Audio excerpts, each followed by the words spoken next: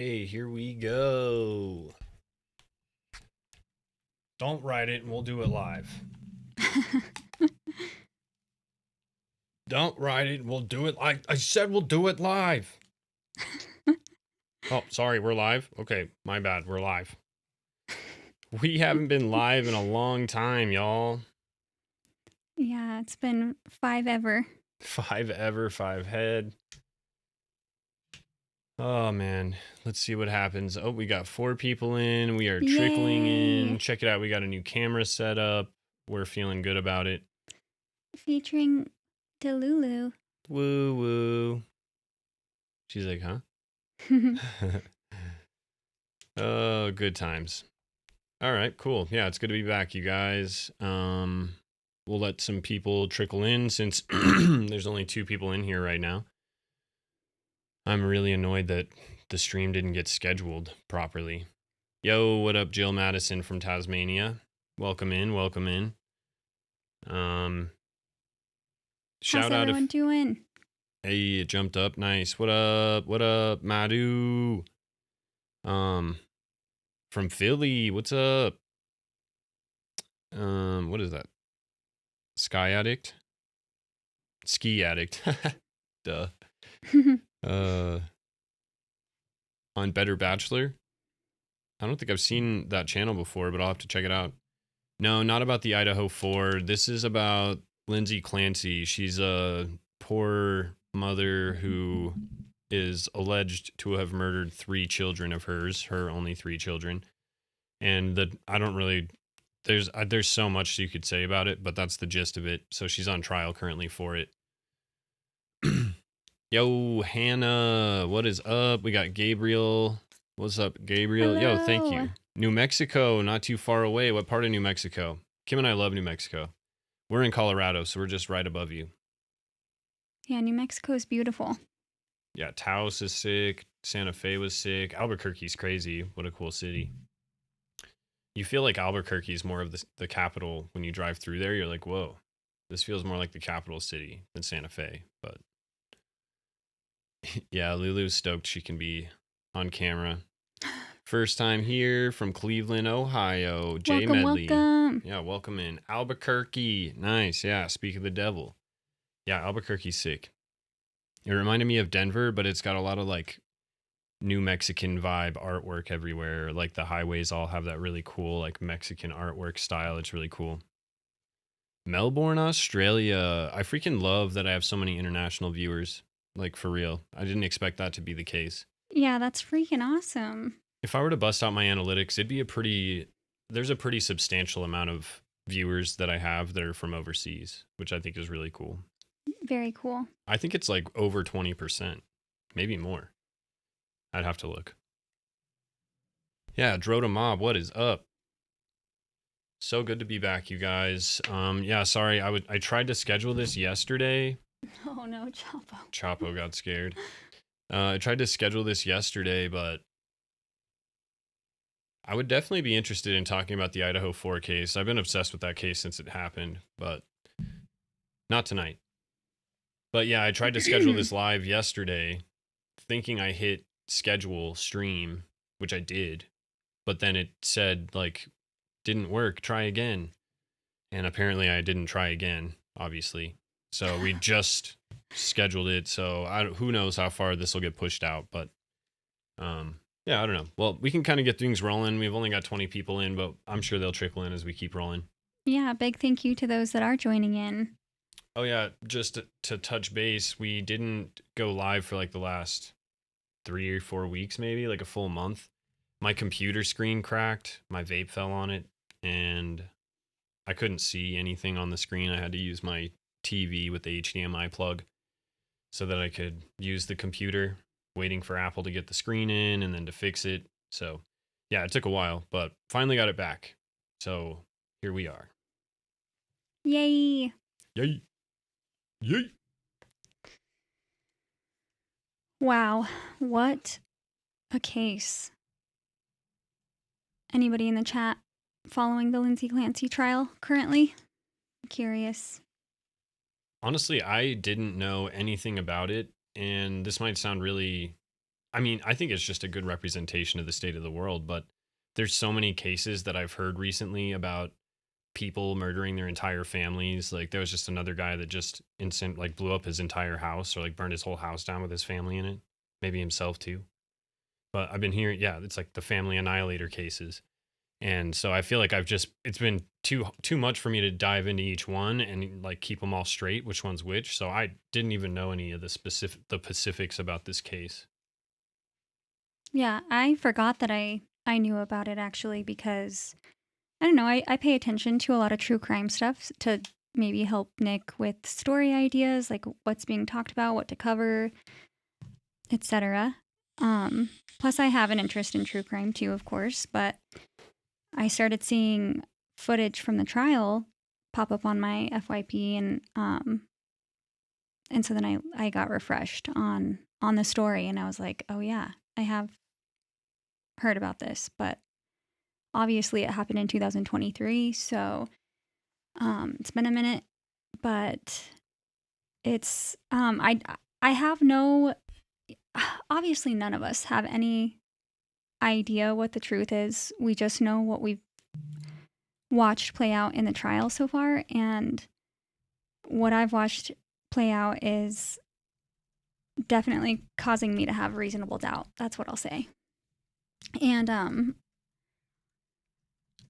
I don't know. I think before we go into this, I want to make it clear that I truly believe that this is a multiple things are true at once situation. I mean, more often than not, that's the case, but especially here, I think that's why there's so much controversy in part because there are truths layered inside of potentially not truths. So people are picking up on that and then trying to decode and figure it all out. And so I don't know. Just remember perception is reality and the truth always lies somewhere in the middle.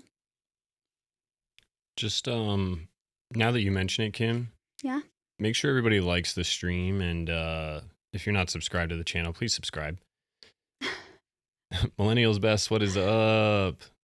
Yeah, you brought it up, Kim, so I thought that I would just go ahead and make sure everybody likes the stream, push it out, make sure that you share it to your grandma, your mother-in-law, and possibly brother-in-law. I don't know. You're so funny. Okay, so I don't know, I've been seeing so much discourse play out online over this trial, and so I just want us to all be kind to each other, and I don't want this to turn into we're figuring out who done it, because that's just not that's not what we're doing here. We're just going to unpack basically a brief idea of what this story is about so that everybody who doesn't have an understanding already can have an understanding. And then we're going to go over what happened today in the court proceeding for day 14. We got $5 in the chat from Millennials Best, and I appreciate that. How sweet. Yeah, and poor Hayden. I don't know. Kim sent me that, and I was like, holy we definitely are talking about that this week. I had totally other plans, but we've shelved those plans. Have you guys ever seen 6 Days to Air, about how they make South Park? That's what I feel like my life is like. Every 6 days, we're airing something. So it's as soon as you finish one, you're immediately cutting out the little cardboard pieces for the next little South Park episode. But yeah, no, seriously, I really appreciate the $5 in the chat. But go ahead, Kim. And if there's anything you want me to pull up or look for, let me know, because I can do that. I'm going to try and moderate the stream better now that I have multiple scenes. We're going to try and do more professional style live streaming here, you guys. We're up leveling and stuff. No, you're not leaving. You're up leveling. Yeah. Okay, sorry. So, okay, before I get into stuff, I just want to say bottom line is this. Those precious, beautiful babies deserve justice and truth. And no matter which way you slice it, the current systems that we have in place have failed not only Lindsay Clancy, but a lot of women and a lot of just everyone, because our healthcare system, I think, needs a lot of work. And the healthcare system definitely failed her. Yo, Cat's here. My mod's here. Nice. Both my mods are here, I should say. What's up? What's up? Yeah, sorry, you guys. I tried to schedule the live so you'd know it was happening, but YouTube screwed me on that one. I don't know why. Nick, it was your fault. I know. Just say it. Yeah, it's probably my fault. Okay, so This is a rough topic because either way, no matter what you like, how you slice it, and I just want to be upfront. I know very little about this case. What I do know, I picked up from Kim because she's been obsessed, but I don't actually know that much about it. But what I do know is that it's so sad, especially if you're a parent thinking about that. Number one, thinking about a mother so deep into psychosis or depression that she was willing to do that to her kids. Or on the flip side, that this dude is Chris Watts Volume 2. Also sad. right. Yeah, no matter what, like Ugh, you're the it's best, awful. Cats here. You're literally the best. Who else do you mod for so we can follow them too? All right, Kim, go ahead. I'll stop interrupting you, I promise. So, just to give a brief overview, like I said, of the case so that everyone has an idea. This is a case involving Lindsay Clancy, and it took place on January 24th, 2023. At the time, she was 32. She is or was a labor and delivery nurse, and she's accused of taking the lives of her 3 children. Cora, 5 years old, Dawson, 3, and Callan, 8 months old. And she's accused of doing it with exercise-resistant bands in the basement of the family's Duxbury, Massachusetts home. She then attempted to take herself out by way of using, I don't know how careful I have to be. I don't want to get Nick's videos flagged. So, well, just tiptoe around it, and then I can kind of guide you after that once I know what you're trying to say. sure, yeah. Okay, so she used a sharp object, we'll say, from the kitchen to then use that sharp object on her wrists. Yeah, I think that was perfect. We should definitely come up with more code words. I don't know. It's hard to come up with code words that don't sound stupid. I know, right? I always feel so silly. But then she allegedly used it on her throat.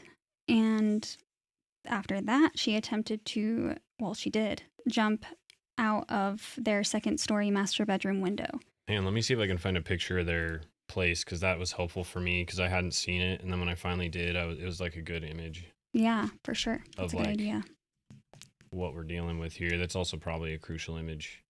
What would I type? House? Window? I might be able Let's do to. crime scene photos, actually. Let's just do that. I might be able to quickly tell you the address. No, you're good. We got a crime scene photo lineup here. All right, so this is the outside of the house. This is said window that we're referring to here. So we're looking at about I mean, that's a decent size way up, but Yeah, I think they That's said not it's about really- 20 feet. but it's not high enough up to really like. You got to land wrong for that to really be disastrous, you know? Like otherwise, you jump out of that, you probably won't even break a leg. 20 feet? Yeah, 20 feet. You could jump out of a window that high, land, roll out of it like a freaking parkour professional. What? You don't think so? No. You're a girl. You don't jump off of stuff. Oh, what?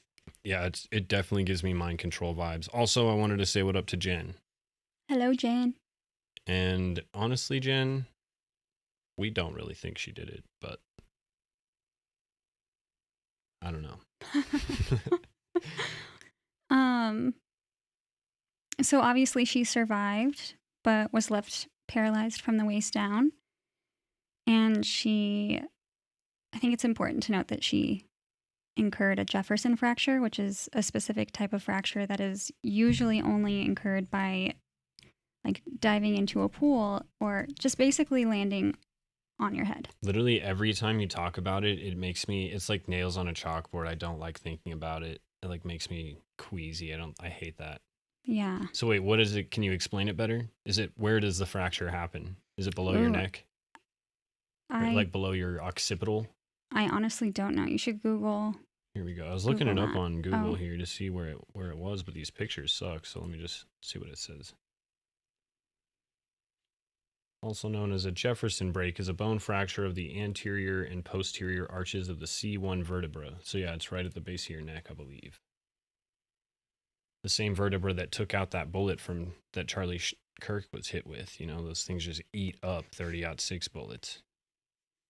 So the fact that she broke it when it's a goddamn tank, it's pretty impressive. Let's see. Caused by an impact or load on the back of the head and are frequently associated in diving into shallow water, impact against the roof of a vehicle and falls in children may occur due to falls from playground equipment. Less frequent, strong rotation of the head may also result in Jefferson fractures.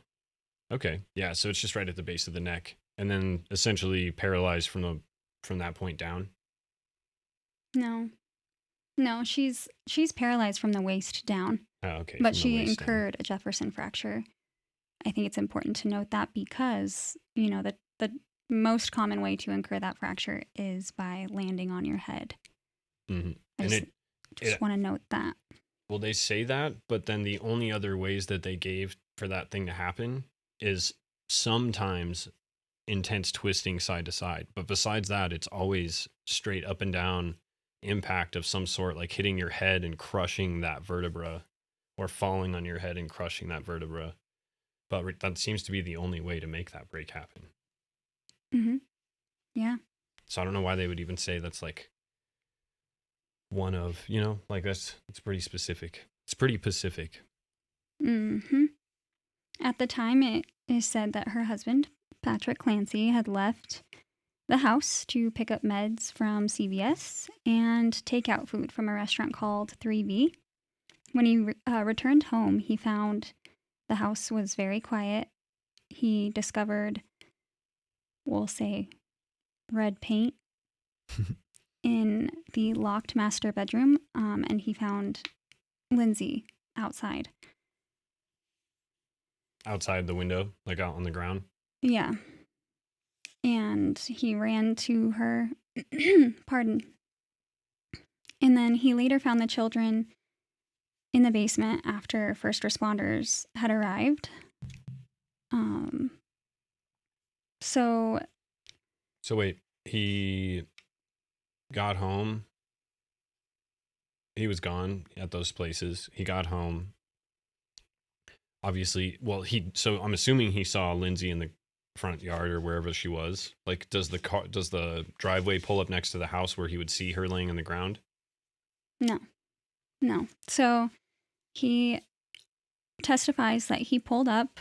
He came in through. There's two entrances outside of the home. I think I don't think he even got in the garage. I think he parked it in the driveway. And then there's two entrances. He entered.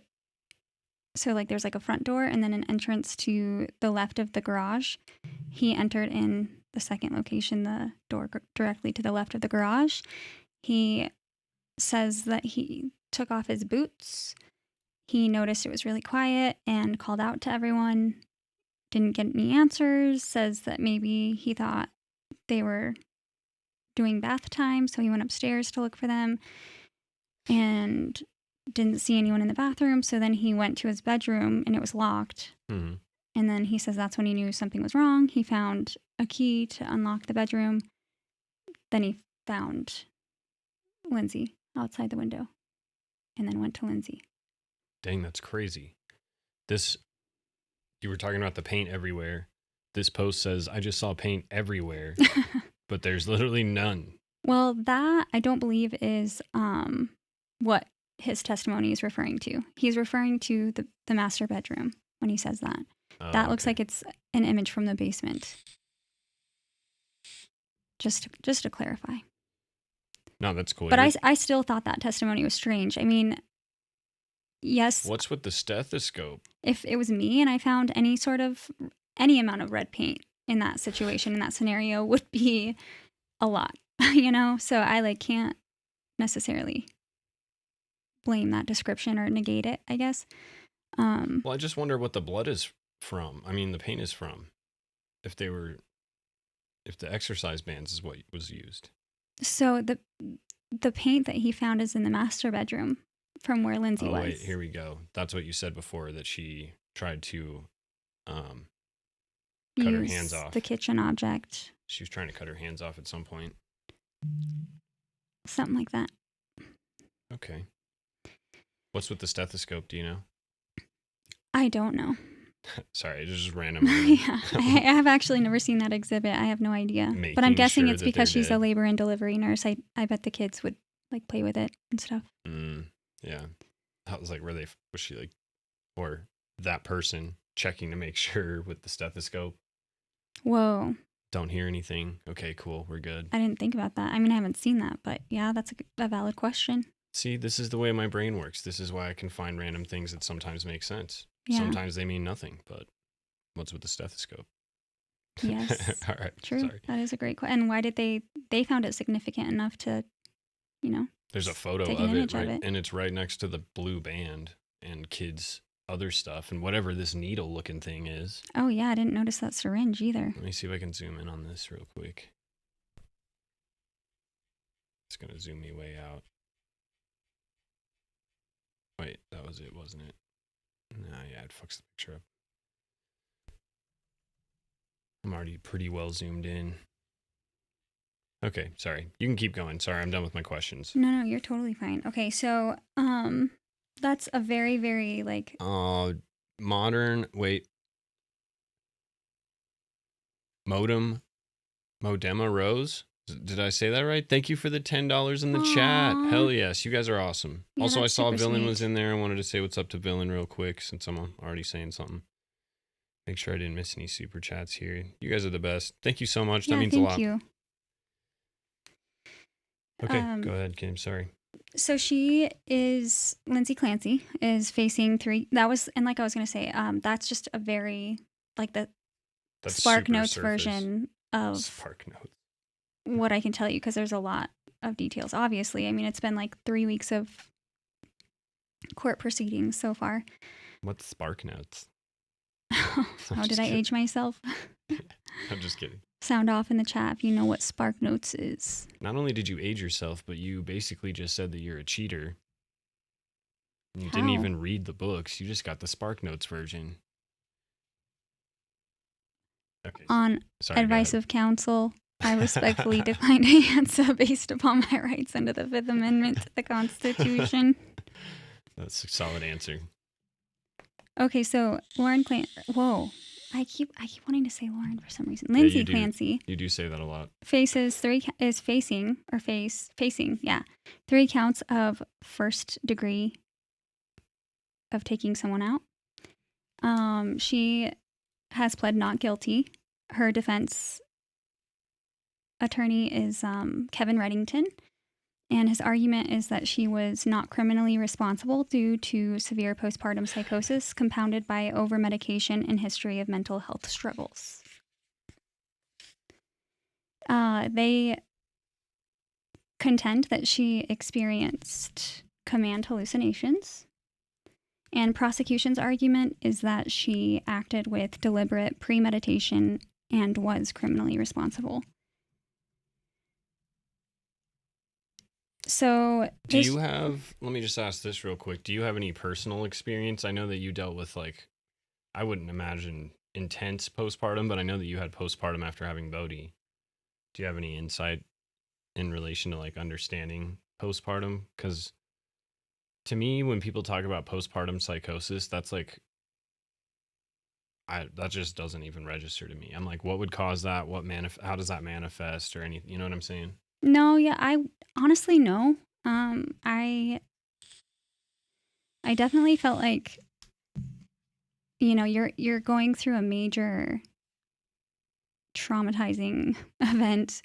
So I think it's normal to have to feel exhausted, and then you don't get sleep because babies wake up sometimes every 2 hours to eat. And so you're just exhausted, you're healing, you're figuring out, especially as a first-time parent. So I would say I did, struggle with being exhausted. And But I don't know. I don't think I can attest to what that would feel like, but I know that it's something that women deal with. And I was just curious. there's not enough help out there for women. Yeah, and I don't even know if, like, kind of from my perspective, I feel like it's not understood enough to where people don't take it seriously, you know? Like, if you can't understand or comprehend something, typically it's hard for you to empathize with that person, or like, and that's what in this case, it sounds very much like that is the case. Like, Patrick didn't really even believe that it was a thing. It was just an excuse.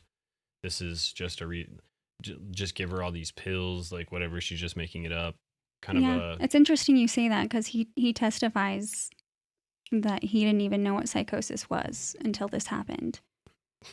But sure. Yeah. Sure, bro. That's what a psychopath would say. I agree that more people need to be talking about it. We need to have more resources. I think somewhere my mind also goes is that I haven't looked this up. I don't have any research to back this up. So it's just something that a random thought that came to me just now. But I've heard that it used to be like a thing where like women would consume like the what is it? What is the baby in? The placenta? Yes. So like you can even, as an option, I remember making my birth plan for Bodhi, and they asked if you wanted to have your placenta sent off to be made into like capsule form. And I guess doing that helps you to like have the right nutrients and everything to breastfeed and recover. And so a part of me wonders if, we're just completely like malnourished, depleted, like we just aren't getting the right things after and the hormones that. Too. I feel like the hormone intense there's so much rebalancing. Your whole body has to shift and like restructure itself again too. It's like there's this giant void that's now empty. It's got to reposition your whole body back into place. And absolutely, I could imagine that being a really traumatic experience for the human body. Like, and so they do say that your mental health is tied very much to your gut health. So I could see that being very true. Your nutrient depletion being a serious contributor to what happens, like postpartum depression stuff. It's a good point. Yeah. So I don't know, but let's see. Okay, so the trial began in, I believe, late July, and I don't know if it's Plymouth or Plymouth. I've heard them say it both ways. No, Plymouth. I'm serious. They've said Plymouth? Yes. So I don't know what the correct way to pronounce that is, but it doesn't matter. I don't think that I would be able to be friends with somebody that said that. I don't know. Maybe that is what it is. I'm going to call it Plymouth on purpose. Now I'm second guessing myself. I'm like, damn, was I just saying it wrong? It was Plymouth Rock that they landed in then, huh? So key developments from the trial are as follows. So day one, prosecution's star witness, which is Patrick Clancy, testified extensively about the day of the tragedy, the 911 call, finding Lindsay and the children, and family life leading up to it. His cross-examination focused on timeline details, his actions, and Lindsay's mental state. DNA evidence from the exercise bands was presented, and the children's DNA was the strongest DNA present on all of the exercise bands. Lindsay's DNA appeared in a limited way on one of the bands, and Patrick's DNA was found on all of them. That's not suspicious, but he's probably saying that it's because he undid the bands or something. Right. And it's like, okay, well, if we're going to go with that, then we have to also consider, okay, well, he went to go see Lindsay first, and he was probably making sure she was okay and interacting with her, so her DNA would have been on him. So it's fair to say then that it could have been on one of those exercise bands because of that, right? Yeah.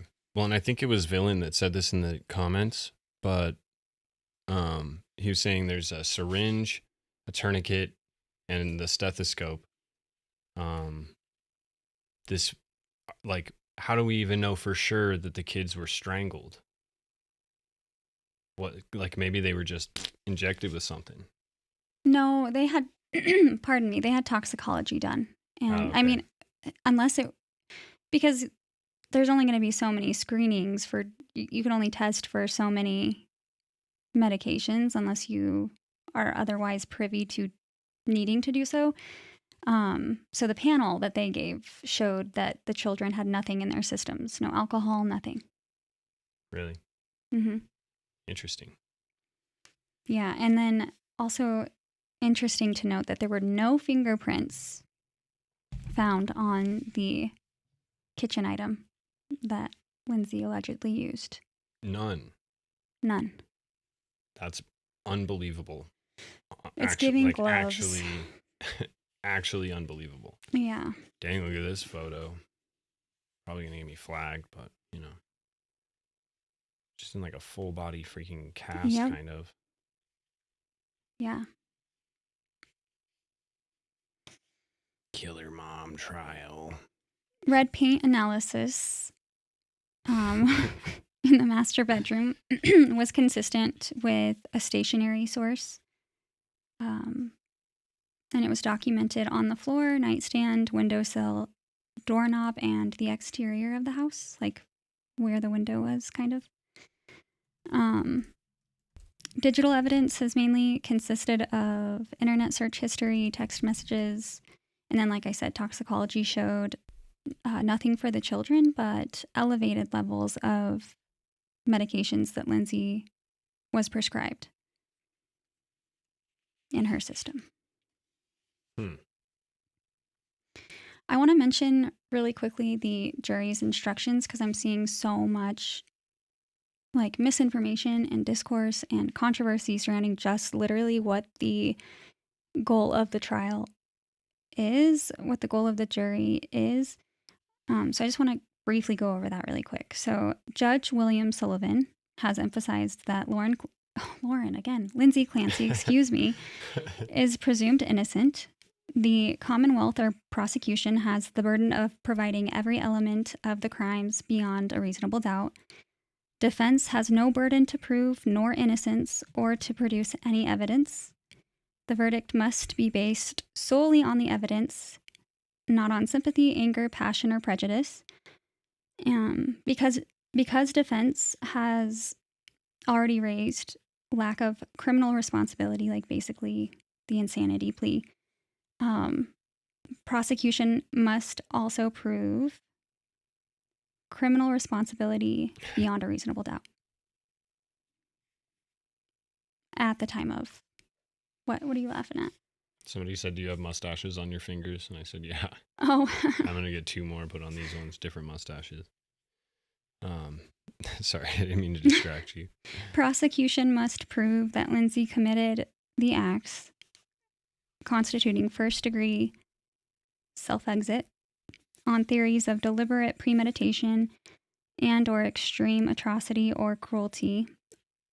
2, that she was criminally responsible at the time. Under Massachusetts law, the I don't know, it's called something standard. A person is not criminally responsible if as a result of a mental disease or she lacked the substantial capacity. Basically, she didn't know what she was doing at the time or like the consequences of her actions. Basically, she didn't feel like she was in control of herself. She didn't understand what she was doing and she didn't feel like she was in control of herself. So, as of today, August 17th, 2026, today was day 14 of the trial.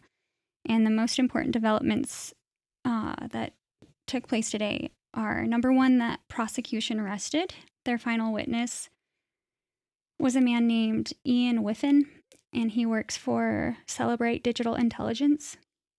And he's an expert in basically analyzing, I guess, I don't know his full description, but what he did as an expert witness was analyzed the Apple Health and Apple Watch data from Lindsay Clancy. And what the findings discussed was that her heart rate data was recorded throughout the day, And there's like a chart somewhere out there that shows all of her different heart rate measurements and everything. And it ranged roughly from 50 BPM to 122 BPM. Her last recorded heart rate was at 5:23 p.m. And she had a BPM of 57. So the reason that this is important Yeah, I'm not going to lie. I spaced out a little. You got to explain it. is because of the timeline of events, right? So Hit me with that timeline, girl. the timeline of events is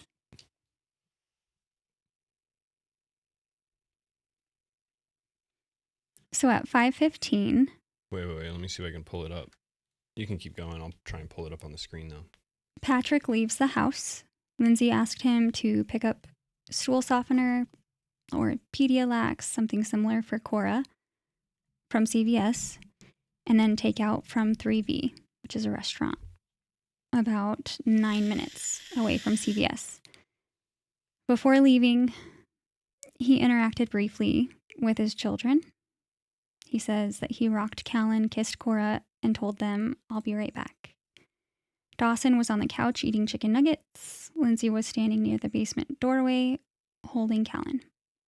At 5:32 p.m., Patrick is shown on surveillance video, so it's proven 5:32 he walks into CVS.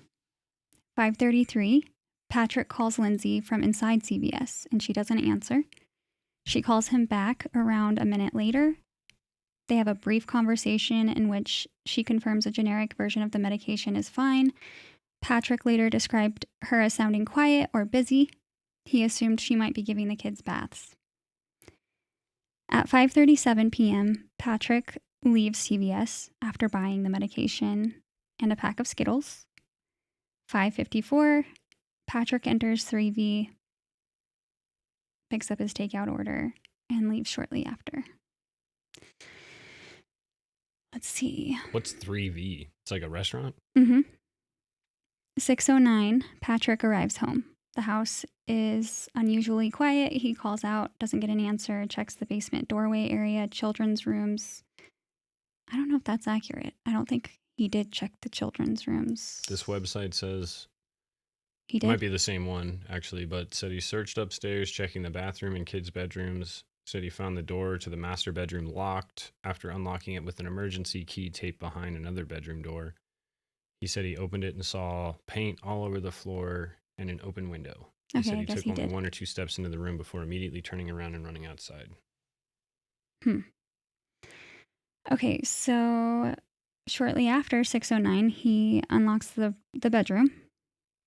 And then around 6:11, he calls 911. He said he had some difficulty connecting at first because of Wi-Fi. Like his phone was going in and out of connecting to Wi-Fi or using cellular data, basically. And then first responders arrive. And that's when Patrick first goes down to his children. So what this,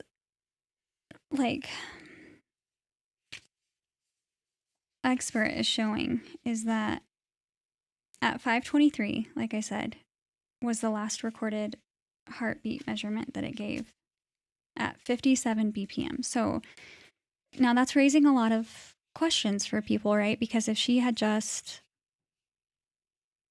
attempted to take her 3 children out, would her heart rate be that low? Also, 5:23, let me remind you, let's see, when does Patrick leaves the house? Oh, this is another important thing to note.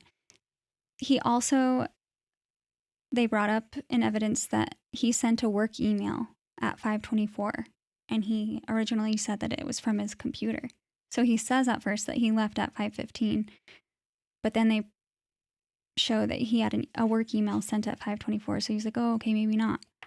So if he sent a work email at 5:24 and he hadn't left yet, and her last recorded heart rate, which you have to have your Apple Watch on in order for your heart rate to be measured. They had other data that they, discuss and whatnot that can be pulled from an iPhone itself. But in order to measure the heartbeat, your watch had to be on.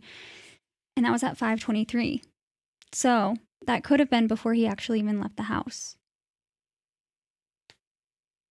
Why would she not have her Apple Watch on? So it's just raising a lot of questions for people.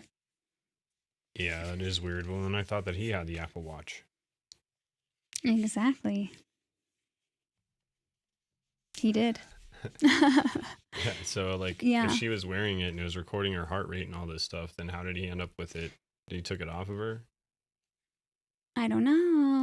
That's something big that Reddington, Lindsay Clancy's attorney, has been talking about, is that he not only... District attorney bought the house? Yes. Isn't that weird? Okay, Super weird. The police conducted a thorough investigation of the house, especially the master bedroom, because that's a crime scene, right? They testified to what they did. And yet Patrick is saying that he found the Apple Watch and additional medications in the nightstand in their bedroom that he later turned in and turned over to the police. And she doesn't have an Aura ring or some other thing that would capture her heart rate. It had to be the Apple Watch. Mm-hmm. Sorry, Chapo. So isn't that strange? I mean... Yeah. Well, I wonder if they bought the house to preserve the crime scene or something so they could do more testing or do more if they need it for some reason. But if the DA bought the house, they would need that. I wouldn't think that they would need that for this trial. It's not they the would same. Need it for longevity. Just to clarify, it's not the same district attorney that's on this case. It's just one that's in the area, I guess. It's some sort of... There's some sort of connection, and I haven't verified. But I did see something about that. But yeah, it either says one of two things: that the police didn't do a very good job, or that Patrick was intentionally withholding it until he was... Because, he works in tech. Maybe he knew how to, clear it. Because people are, of course, there's all kinds of theories. So let me make sure that I'm clear that this is just a theory. But people are alleging, and that they were alleging this before this, expert witness was on the stand today. But they were alleging that he had her Apple Watch as he was walking into CVS. Because if you look at the CVS footage, he walks and he has his phone in his, right hand. And then his something else in his other hand. And he quickly puts it away. So people are like, maybe he called himself from her watch to make it look like she called. Yeah, I saw some pictures online. Maybe you showed it to me. I don't know, but it looked like they were saying that he was using the Apple Watch to make to send messages as her. Mm-hmm. Yeah, because what did they say? So one thing that I've seen a nurse say is that when a nurse talks about medication for a kid, they don't ever say kid. They say children's this, or whatever. Why am I not finding this fucking photo? Or pedia this, and in the text message, she said kids Miralax. So she's like, that was fishy to me. I don't understand why that's fishy. I don't understand why that's fishy at all. Because Lindsay Clancy is a labor and delivery nurse, and any medical professional that refers to medication for a child doesn't ever say kids. It's professional to say children's. Yeah. They say children's Tylenol or children's this or that. Yeah, they don't say kids. That's true. So, it's a subtle detail, but no, it's that's definitely possible. a male term. Yo, kids. Yeah, get some stuff for the kids. How come I'm not finding any of the photos of him going into the CVS? What do I need to search here? What did you look up? You should Google CVS surveillance footage Patrick Clancy. That's what I needed to do, surveillance footage.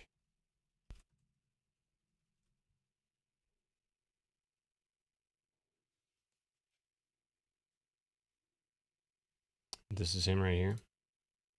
Mm-mm. What the heck? That's Luigi Mangione or whoever. Possibly Luigi. I'm not fully convinced, but I don't know. Yeah, why is this so hard to find this? Wait. Mm-mm. And I thought it was just Brave. Don't let me stop you. Keep going. I was just looking to see if I could give a visual to the description here. I think it would be on day 1 of the trial if you just wanted to look it up on YouTube.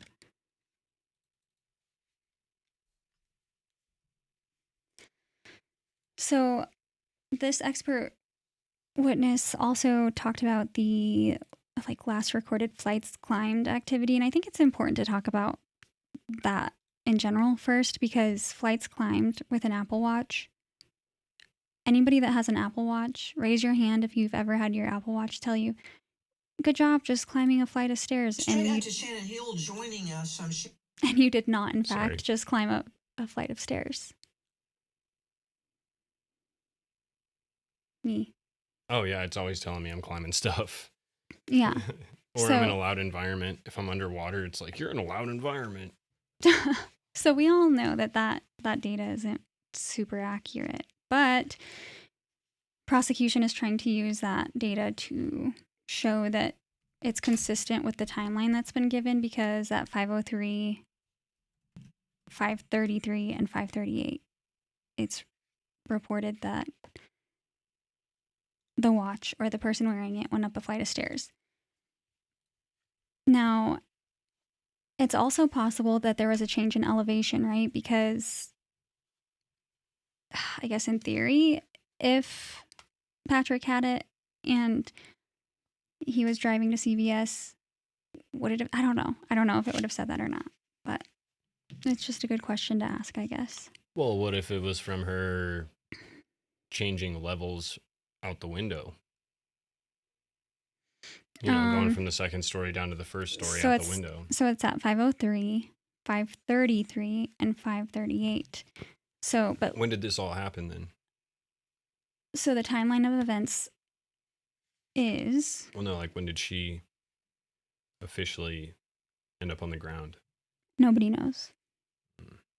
Yeah, we can only speculate. Oh, and nobody knows because she wasn't able to tell them how long she'd been out there laying on the ground? Exactly. This whole case is based off of Patrick's story, and the only person that Lindsay has confirmed, like, ever admitted anything to is Patrick. So, like, first responders report that they could not, like, that Lindsay was nonverbal. I mean, you saw a picture of what she looked like in the hospital. Shannon Hill News. Oops, that was super loud. Yeah, I saw a picture of her in the hospital. She did not look responsive at all. Yeah. Patrick says that when he found her, he said, "What happened?" And she said, "I tried to take myself out." And then he asked, "Where are the kids?" And she said, "In the basement." And then also bear in mind that she was laying right next to a basement window. Like, her head was right next to a window well, and the basement light was on, given Patrick's own testimony.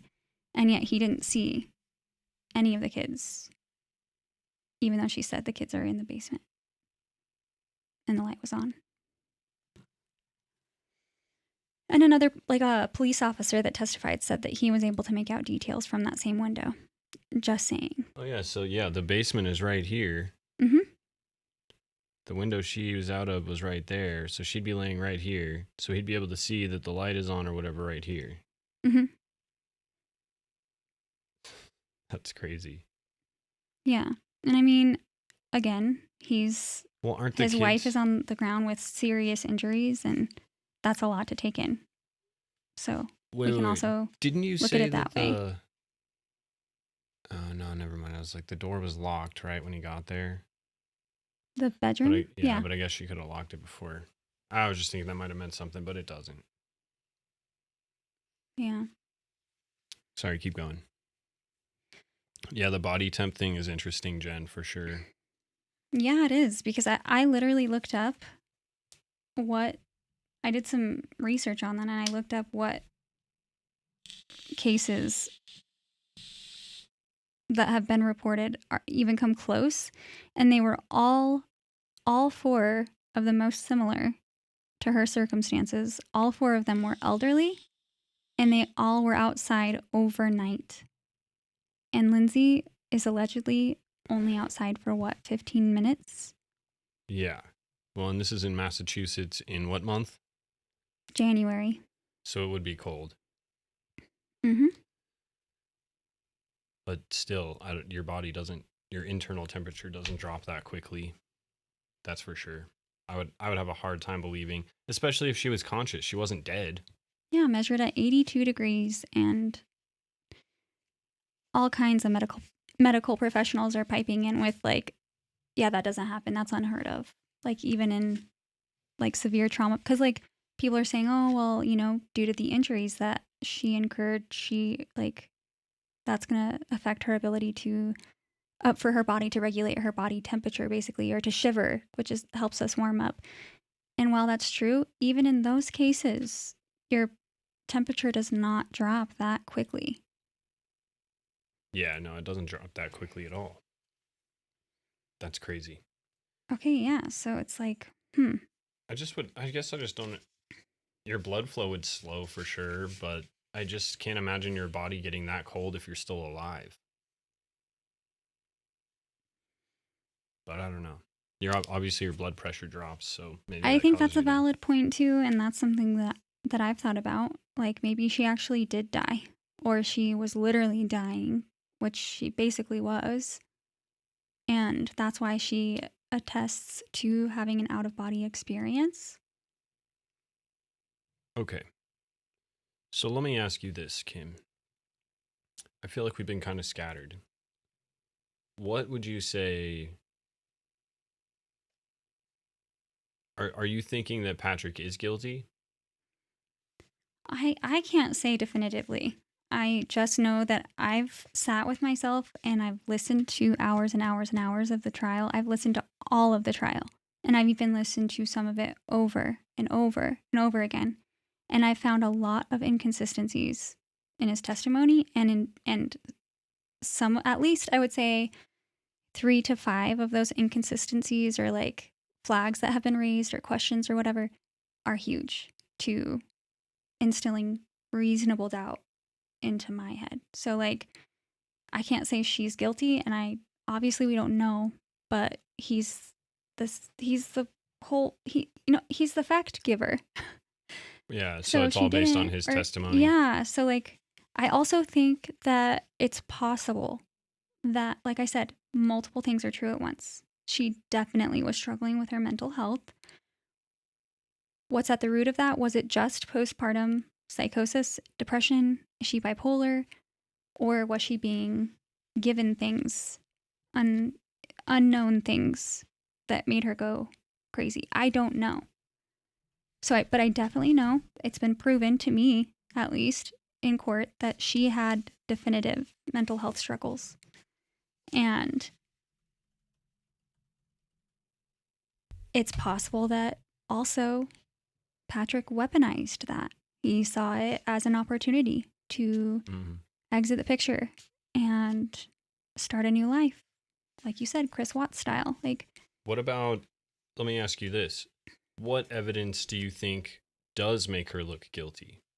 Because I feel like in all of the things you've brought to me, I've heard very little about things that actually make her look guilty. I would say that her admitting, she says that she experienced command like auditory hallucinations.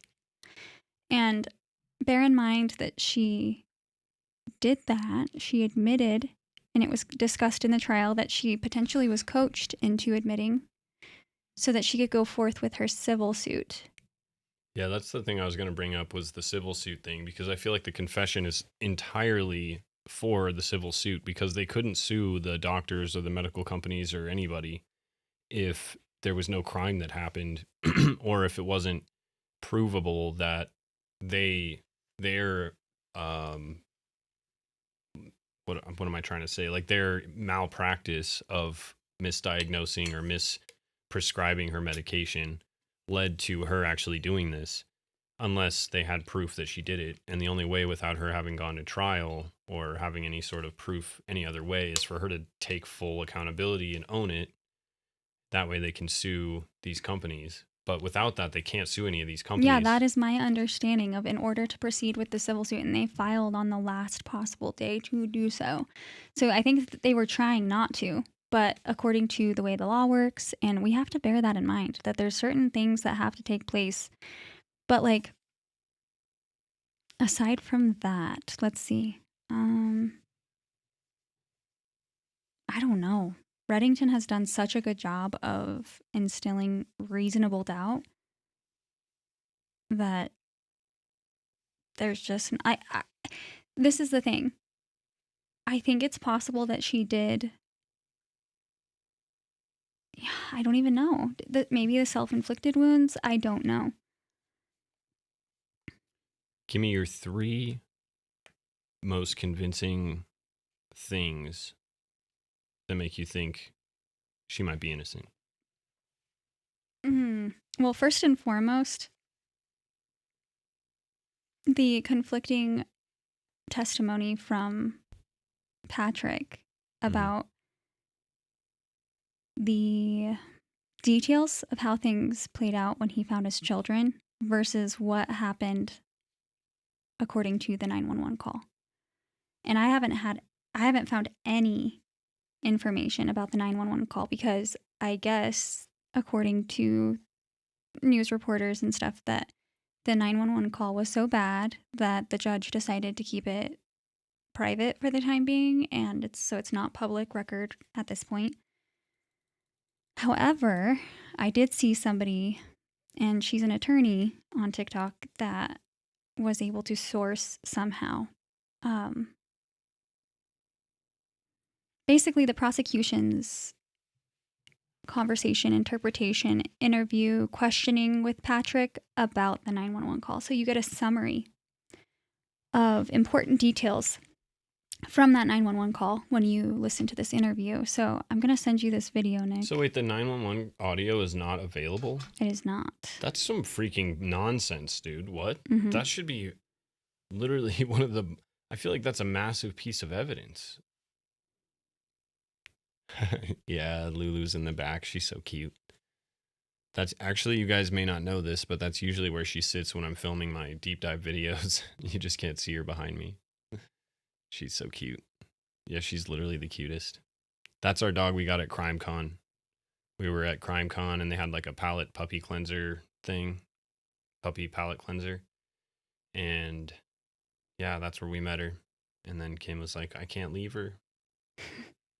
I couldn't. She stole my heart. No, she hasn't. And our other dog is laying down here by our feet. So cute. Where the heck They is just like this? being by us. I'm confused. What are you looking for? I saved this video last night. Okay, so I can just send it to you on a link. Is that all right? Or no? Would you rather no, it be you can downloaded? send me the link. That's cool. Okay, so the way this attorney presents the information and how it basically affects, I don't know, the legalese is just not something I know well enough that I'm going to try to repeat. So I'll let her That's do it. racist, Kim, talking about legalese. What are you even talking about, Nicholas? Did you already send said link? No. Come on, Kim, send the link. No. Send me the link. Never. Please?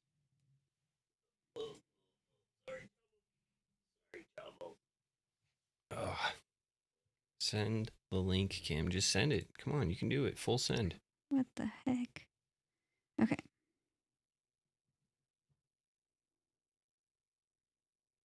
Does the camera keep zooming in and out? Like focusing? There it is. Okay. Yeah, it does, doesn't it? Okay. I airdropped it to you. Actually, I was able to find the video. You airdropped it to my phone. Oh, Can you just text it? sure. I think that'll be easier. Yeah, it's crazy how his mistress looks exactly. It's not a mistress. It's not confirmed. Okay, yeah, you're right. I did have somebody in the chat say that there was no adultery. I don't know what to Not believe. confirmed. Unconfirmed, He but did highly likely. He did go public with the relationship within a year after the tragedy of his children being gone. But he also went on business trips to New York a lot, right? Oh, there we go. Video is too long. Are you kidding me? Give it up, Kim. I thought you said it was a link. I then said I found the video on my phone. But here's the link.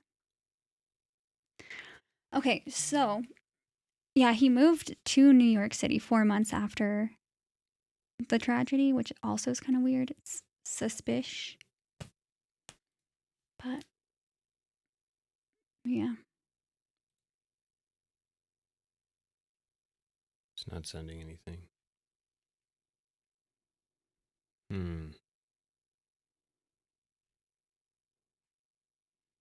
Okay.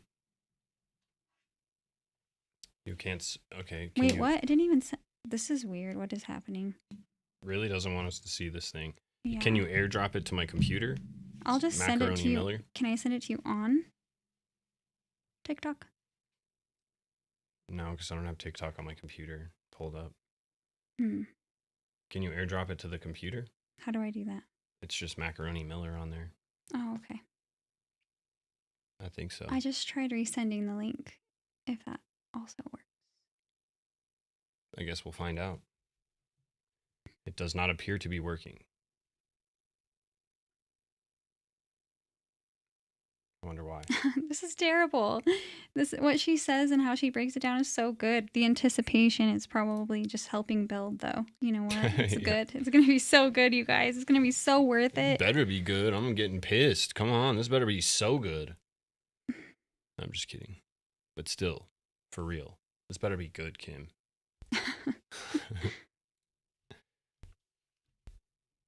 So weird. What if the new wife wants to divorce him and they happen to have children? Didn't you say she's pregnant? Yeah, I'm pretty sure she is. She's to be freaking clear, pregnant. I don't think I've confirmed that.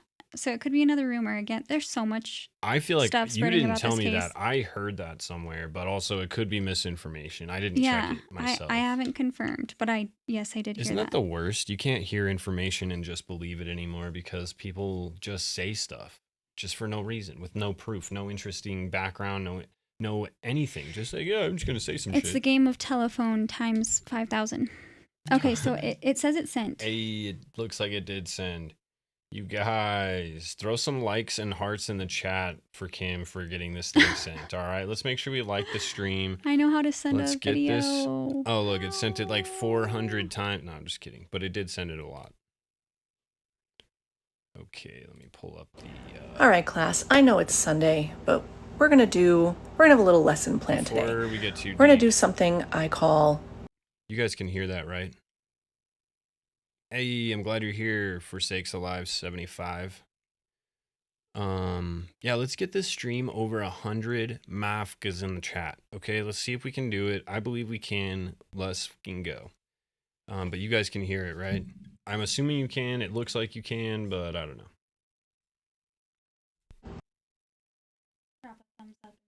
Let's impeach Drop your thumbs in the chat.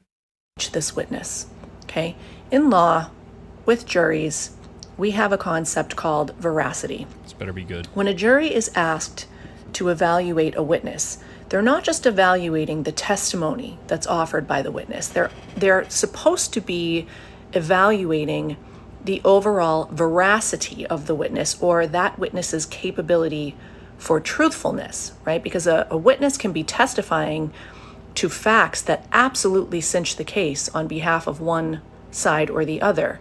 But if it is shown through evidence that that witness is a liar, well then, we have to weigh that witness's credibility, right? If we know that that witness has the capability and the willingness to lie under oath, well, maybe we won't give that witness's evidence as much weight as it might otherwise get. So I present to you the prosecution's star witness.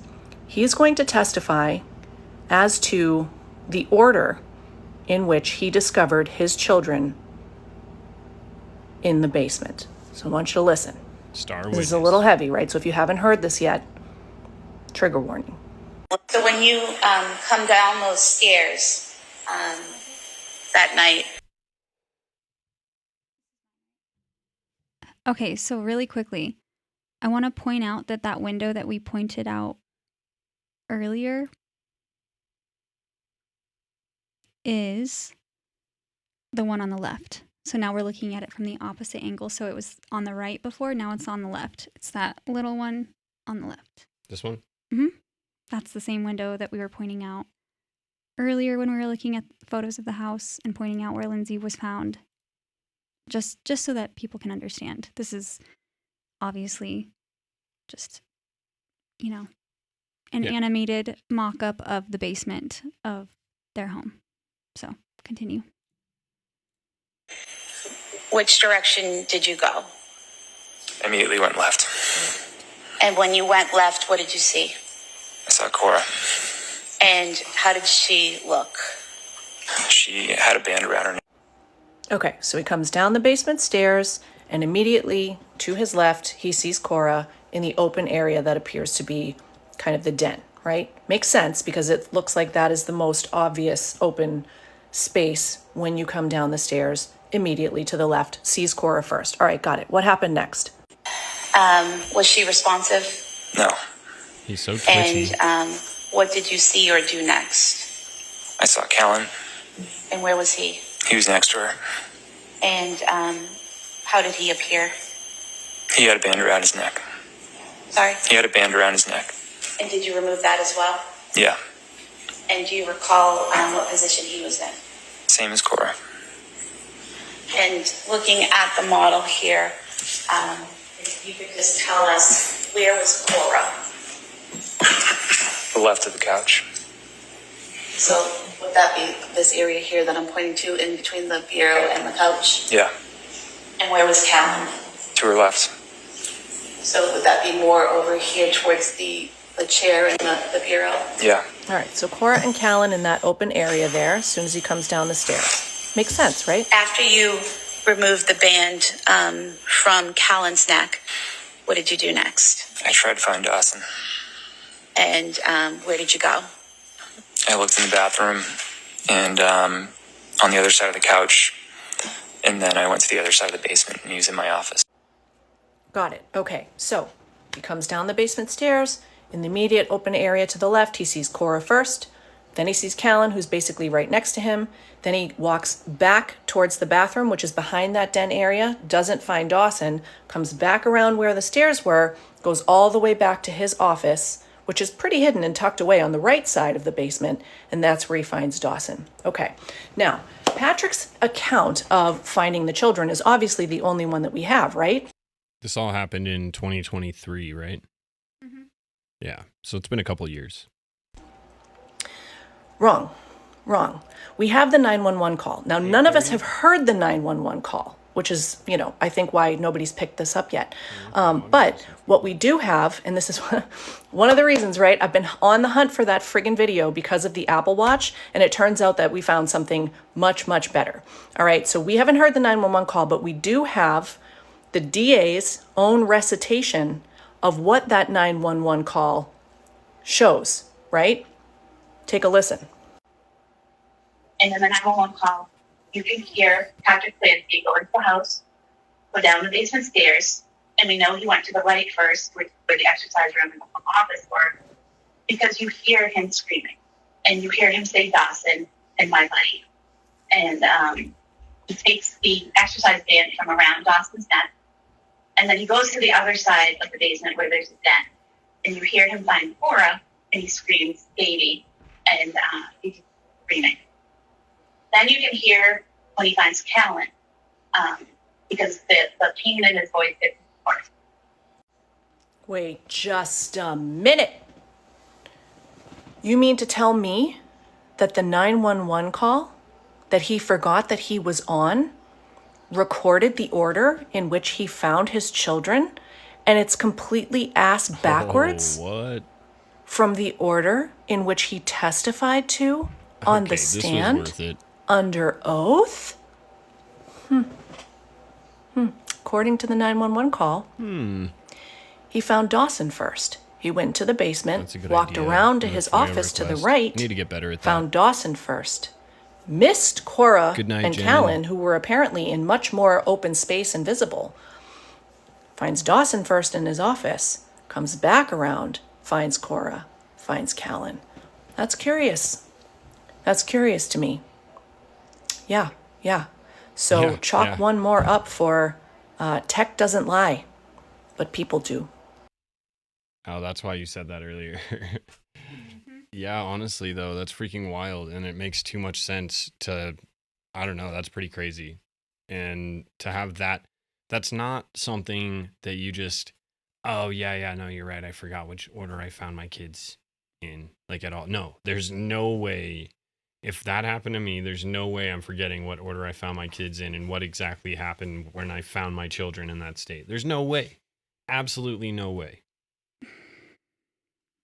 Yeah, forget and forget even trying to like put yourself in his shoes. Like objectively, for how important it is to get those key details correct, that's crazy. It's crazy. Aw. It's just me and Lulu right now, guys. Let's see.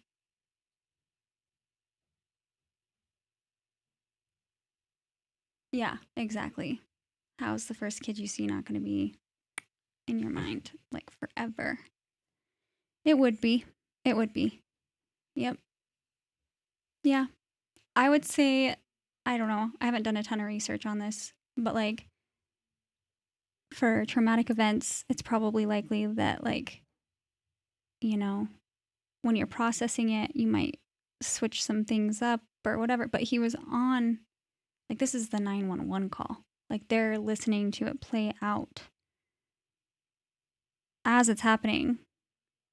And this, like, it's record. It's, you know, that's crazy. So this is the most important piece that has made me question if, like, Lindsay even did it. Again, maybe self-inflicted wounds, but definitely I don't think that she did anything to the children.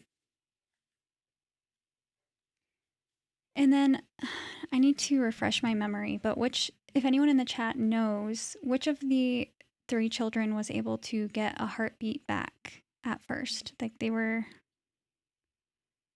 gonna look it up.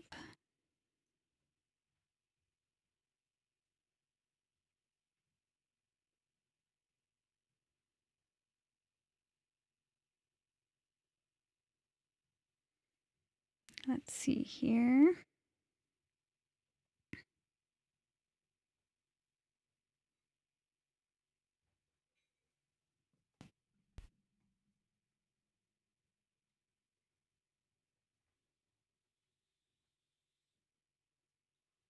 It was the baby.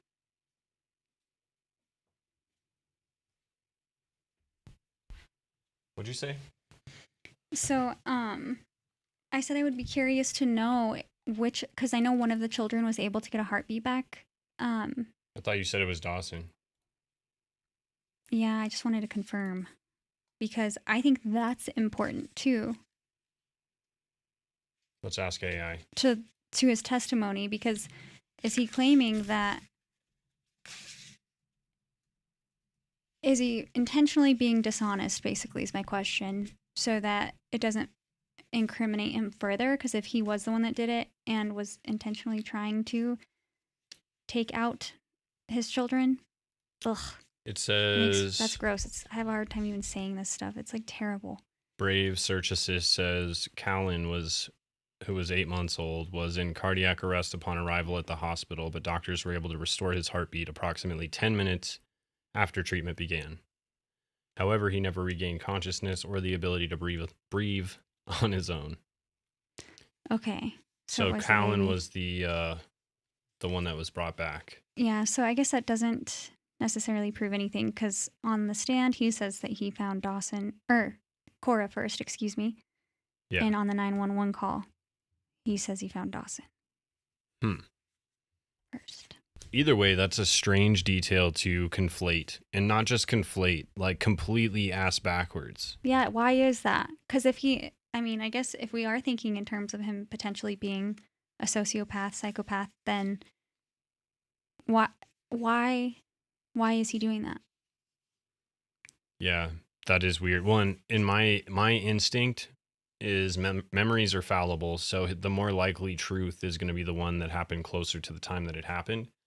Or he was being deceptive then, and that was the original lie. And then now that he's trying to be honest in court, he forgot that he lied originally. Because they say that the hardest part about being a liar is having to keep all the different lies you tell everybody straight so that you can keep those lies going forward. And that's probably the case here. Maybe he did lie originally, trying to cover his tracks, because at that time there was more heat that could have been on him, whereas right now all the heat's on Lindsay, so he doesn't have as much heat, doesn't have as much reason to lie. But originally, after it happens, he has more reason to lie to try and cover his tracks and throw people off of his scent, maybe. Yeah. And then he forgot that he told that lie and the order that he told it. And now that he's trying to be truthful and like thinks that he's being truthful to what he said before, now he's saying it backwards. But this might actually be how he actually found them. It's possible. That's possible. I guess my read on him after watching his testimony over and over and over again is that he's a very calculated individual. And I would go as far as to, these are all these are all my opinions, but it makes me question, is he saying that because he was like harming Cora? Because he also said that he would take Cora and just Cora alone on trips, overnight trips, places. So like my mind can't help but like spiral down that rabbit hole. And is it like, did he say like, oh, I want to save Cora first to make it look like, oh, I definitely wouldn't have wanted her like to be, I don't know. I'm just trying to like step inside the mind of a crazy person. If he is crazy, could be motive for him to want to kill his kids too. Like if maybe they were going to say something, maybe he did do something and she was trying to say something to somebody. Yeah, you never know. Yeah, because Cora went to the doctor that day. And then this is, Damn, the plot thickens. This is just a theory, okay? This is just a theory, no proof. It's baseless, but it's a theory. People are also saying that like the knots that were used to take the children out are only like knots that like a sailor would know. Like it's a specific knot, and he was in the Navy. Let me see if I can find a picture of these. Again, I have no idea. I've not fact checked if he was in the Navy. I don't know if we know what kind of knots were used. I don't know, but that's something that people are saying.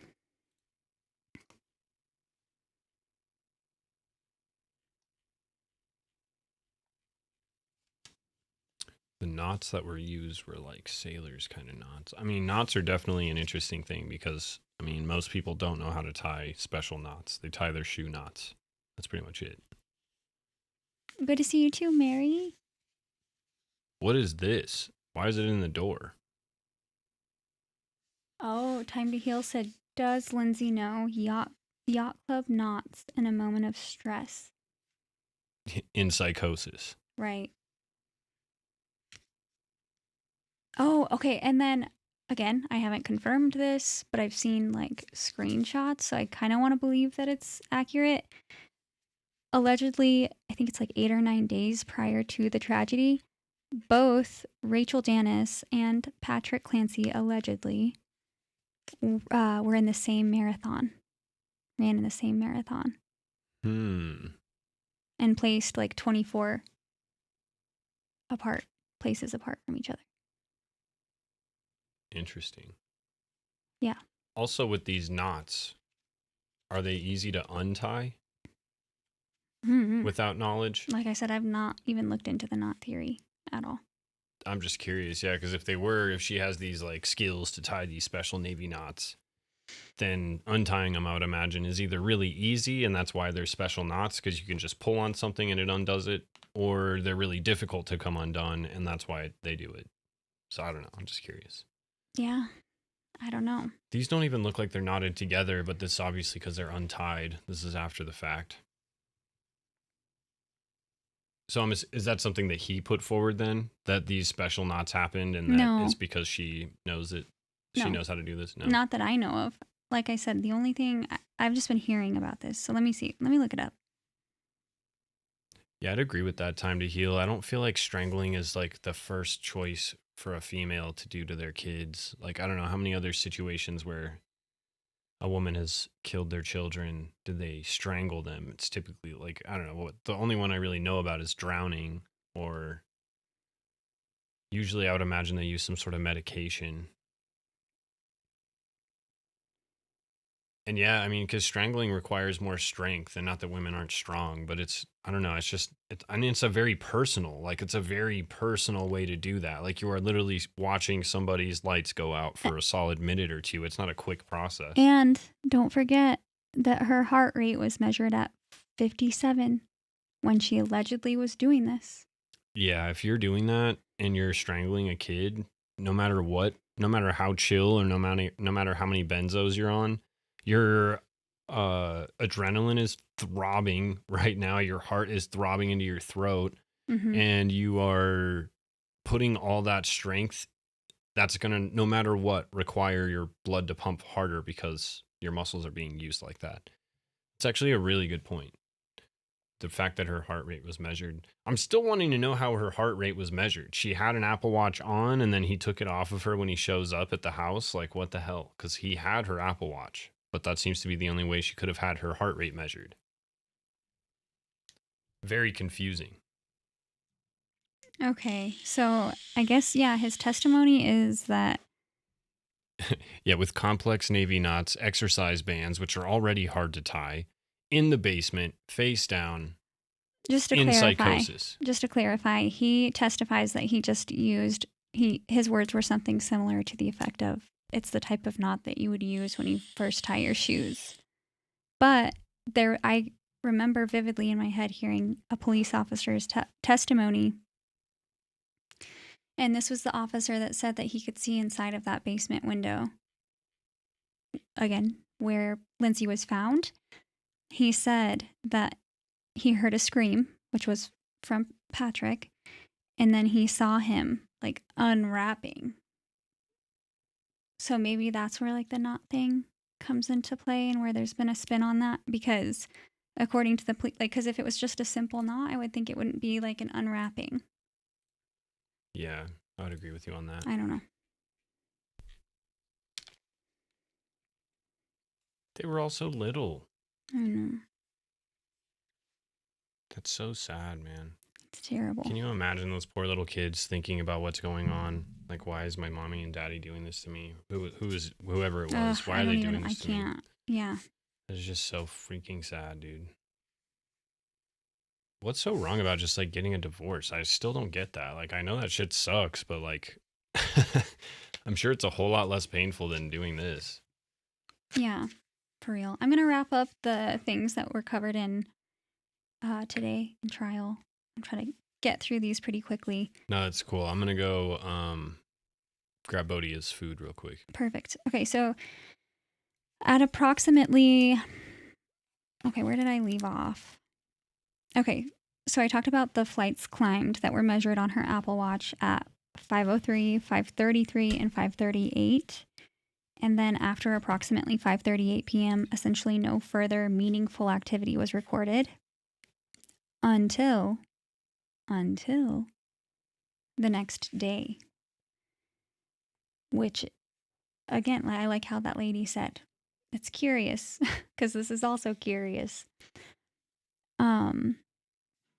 While Lindsay is in a coma and the police have already done a thorough search of specifically that bedroom, didn't find the watch. It was not in police custody. It was not on Lindsay. She was in a coma in the hospital.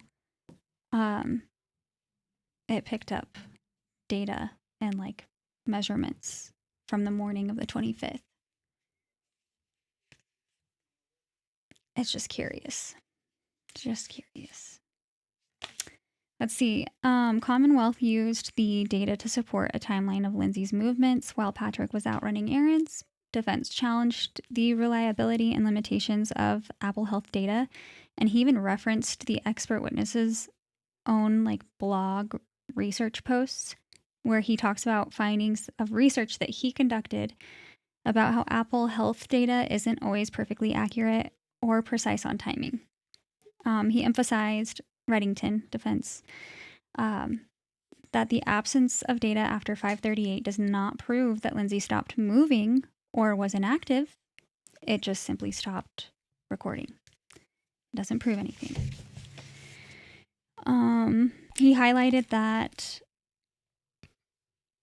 her, like the heart rate and flight data, it comes from sensors that can certainly miss activity as well. So I can, like I talked about earlier, like I can personally attest to this. I'd be working a shift at the restaurant and I'd be walking around and whatever, and then all of a sudden I'd be looking at my watch and it'd be like, oh, you just climbed a flight of stairs. Good job. And I definitely didn't. He also pointed out again that the Apple Watch was not initially found by police. It was found by Patrick in the nightstand of the master bedroom, which was a very important crime scene where police testify that they did a thorough investigation of. Yet Patrick was able to find it and turned it in. Defense called. So then after that, prosecution rested. Let me make sure I covered everything. Yeah. Okay. So that was, that was it for prosecution. And I just was like, literally, I was like, That's all you that got? was it? It's done? Like, where's the proof? Everything that they've talked about has not proven anything. I don't know. So then defense called 3 character witnesses and then another witness who is an expert in the medical field. So the first was an old coworker of Lindsay's who also says that they're still friends, which I think is important to note. She mentioned a really interesting story about how one time when her and Lindsay were working, Lindsay, first of all, so Lindsay would check her baby monitors. She had an app on her phone where she was able to check the baby monitors and check on her babies. And I think in this story, she specifically references Cora. I could be wrong. She said it was when Cora was a baby. She looked at or maybe it wasn't baby. Anyway, Cora was crying and she could see it on the baby monitor, which, by the way, how have they not been able to pull any recordings or data from the baby monitors, ring cameras? That just is driving me nuts. Oh, and I remember you said that he had cameras all over the house, right? Yeah, I mean, they reference the baby monitors multiple times and how there's an app that they used to check it. You know what I mean? It's just how conveniently did they not pull any data or any recordings or anything from that day? Okay, so her friend and coworker says that there was a story, she brings up a story where Lindsay was at work and she liked to check on her babies while they were working an overnight shift. She saw Cora crying and she didn't stop crying, and she was like, oh, I don't know what to do. Maybe I should just let her cry it out. I don't know. She's like, no, I can't. I just can't let her cry. And the friend is Lindsay was never the type of mom to allow her children to cry it out. So she texts and calls Patrick and he doesn't answer. And so then she decides to call for a wellness check on Patrick and the kiddos just to make sure that they're okay and safe and everything's good. So I thought it was interesting that she talked about that.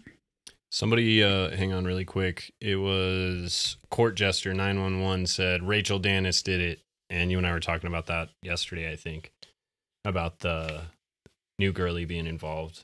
Mhm. And I saw somebody earlier was talking about that too, about how they're typically the new partners involved in getting rid of the old family. And I was like, that's crazy to me. I couldn't imagine that. That's what I was telling Kim. I could not imagine that. But I think even in the Chris Watts story, Nicole has always been speculated to have been involved. And I actually do believe that she was involved in some weird way, not like directly, but she was definitely out there when it all happened. So thinking that Rachel could have been involved, and your theory, you've got to talk about this, your theory about the medication, that was like crazy that you found that, or that you were talking to me about that. Whatever drug or like trial or something that Rachel was working on has the same side effects that Lindsay was experiencing leading up to all of this. The psychosis, the insomnia, and the depression, and then the ideation was all based on that whatever that drug was that she was developing. You said that those were common side effects, right? So, this is just another theory, and I haven't put any research into it.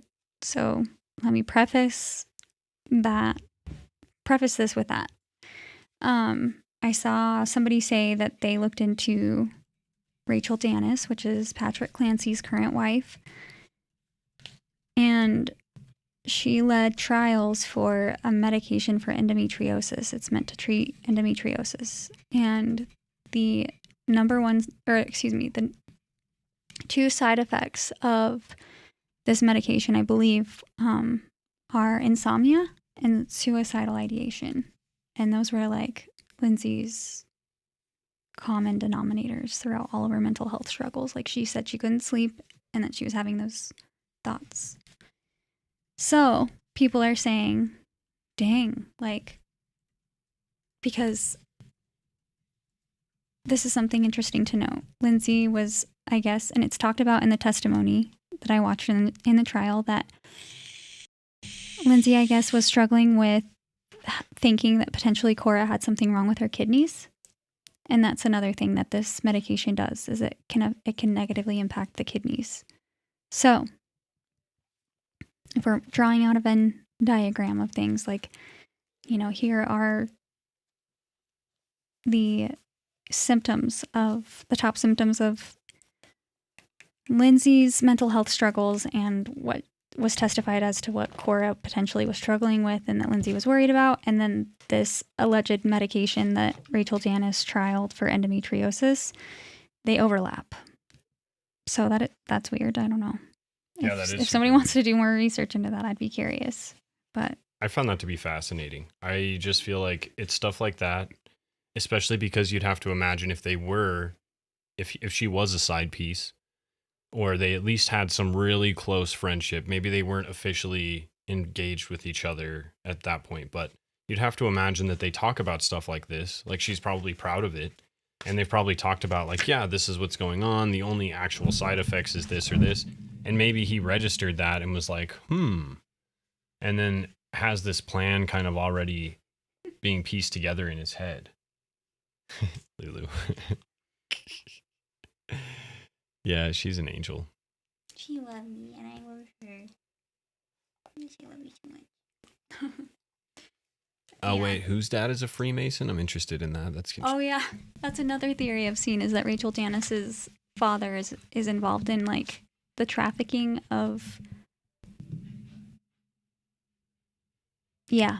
I guess I don't want to get you flagged. Trafficking? No, you're good. That's good. People know what you're talking about. Epstein-style kind of stuff. Man, Again, have been baseless. Haven't researched any of that. I have been in the Freemason rabbit hole since my Joe Fells video, which, if you haven't watched it, literally, you guys, YouTube is driving me nuts. Both my last two videos about Perez Hilton and Joe Fells were up for like 72 hours. And then YouTube was like, nope, demonetized out of nowhere. And it cited the dumbest things for why, but whatever. It is what it is. But I am fully invested in this Freemason rabbit hole now. Somebody shared with me a place you can read all the books. They're all archived, and not even just the site I talked about in my video. There's like in the actual like web Wayback Machine archives. But yeah, I've been in the Freemason rabbit hole for sure. The Joe Fells video, I'm really proud of that video. I legitimately just looked. I spent like 3 days just going through all of his social media and fell in love with him instantly. And I was sad he's gone. I am still sad he's gone. But yeah, the Freemason thing is definitely an interesting piece of it. Yeah, it is. Yeah. I also watched the craziest video. I don't want to sidetrack, but I watched the craziest video about the CIA being a Catholic like organization. And I found the dopest channel. I can't remember the dude's name, but yeah, that's got me going down that rabbit hole too, because it was very compelling. And ties with the Freemasons as well. But anyways. Yeah. So I guess I just I struggle with motive on that one. Like, why would a new partner, I guess they would be invested because in order for them to be together, they'd have to get rid of his old family, right? Or just get a divorce, but that's too crazy of an idea. I'd rather just wipe out the whole family. Right? Makes total sense. I don't think you can rationalize through this. There's no rationale going on. Oh yeah, Tesmosis is dope. Thing. So yeah, the coworker that got on the stand first, she also talked about specifically some sort of true crime story that had been going on while they worked together. And I can't remember the name. I wish I could off the top of my head, but she remembers like talking about it with Lindsay, and Lindsay specifically saying like, I could never imagine a mother harming their babies or something like that, which is kind of crazy. And then the next witness was Lindsay's sister, and she testified to exchanges with Lindsay where she felt numb, hopeless, and how she had been experiencing, self-exit ideation. And then I also thought something interesting that her sister said was that when Lindsay first kind of like came to her sister about her mental health struggles, or it was either the first or the second time that they had texted about it, her sister says, she testifies that she said something felt off in my gut, and I just immediately like texted her back and said, "Are you safe?" And so I thought that was interesting. Yeah, that is interesting. Why did she have a gut reaction? Like, has she always wondered about Patrick? Has there been a reason? Was, Lindsay protecting him and he was abusive? Like, I don't know. That is interesting, and you got to trust those gut feelings, Yeah. You definitely got to trust those gut feelings. Hang on, there was one more thing that you brought up, and I just thought of it, but then it's gone now. There was something else that you picked up on that I thought was really unique. And it was something that I think you just picked up on. Hopefully it'll come back to me. It'll come back. Next up was Lindsay's mom. And this one was, like, to me, the biggest piece of the entire day. And first off, I just want to say my heart goes out to her because she's one of the most brave women that I've ever seen. What she did was not easy by any stretch. Why do you say that? The biggest thing that she testified to similar things that both her coworker and, well, I guess not really her coworker, but her sister, about like how she definitely they were texting back and forth about how Lindsay was definitely having mental health struggles. And then the biggest thing that she talked about was a time, because Lindsay had texted her mom and said, "Mom, can you come stay with me for like a week or so? I just can't do it anymore. Like, I need you." And so her mom immediately came and did stay with them for about a week. And she said then she was kind of switching on and off with Patrick's parents to make sure that they had assistance with the kiddos and stuff, and that Lindsay was good. And during one of the first times that Lindsay's mother stayed with them, she said that there was a time where Lindsay and Patrick were in the kitchen, and she saw Lindsay start to like shake, and she said she had to say something to Patrick and to her mom. And she was like, "What is it?" They were like, "What is it?" And she said, and you could hear like Lindsay's mom trembling and shaking as she says these things, but she said that she was having thoughts about harming the children. So this is probably some of the strongest evidence to show that she did do it And I would say I haven't heard anything stronger than that. Right, but this is why this is so. We got to unpack this, because at first I was like, "Whoa," that was my first reaction. I was like, "Whoa, maybe she actually did." But Reddington has been poking holes and causing all this reasonable doubt, but at the same time, he's never been denying. He's stipulated, to a lot of the evidence. So it also doesn't prove that she did it, because, again, all the theories that everybody's been having have been based on the fact that her mental health was being weaponized against her. So this could be another example of that. Mm-hmm. But what it does is, yes, Lindsay's mom, it makes her look like she could be potentially incriminating her daughter. But with the same token, what Reddington just did by having her testify to that is show that her and every other witness that he calls to the stand, he just established their credibility.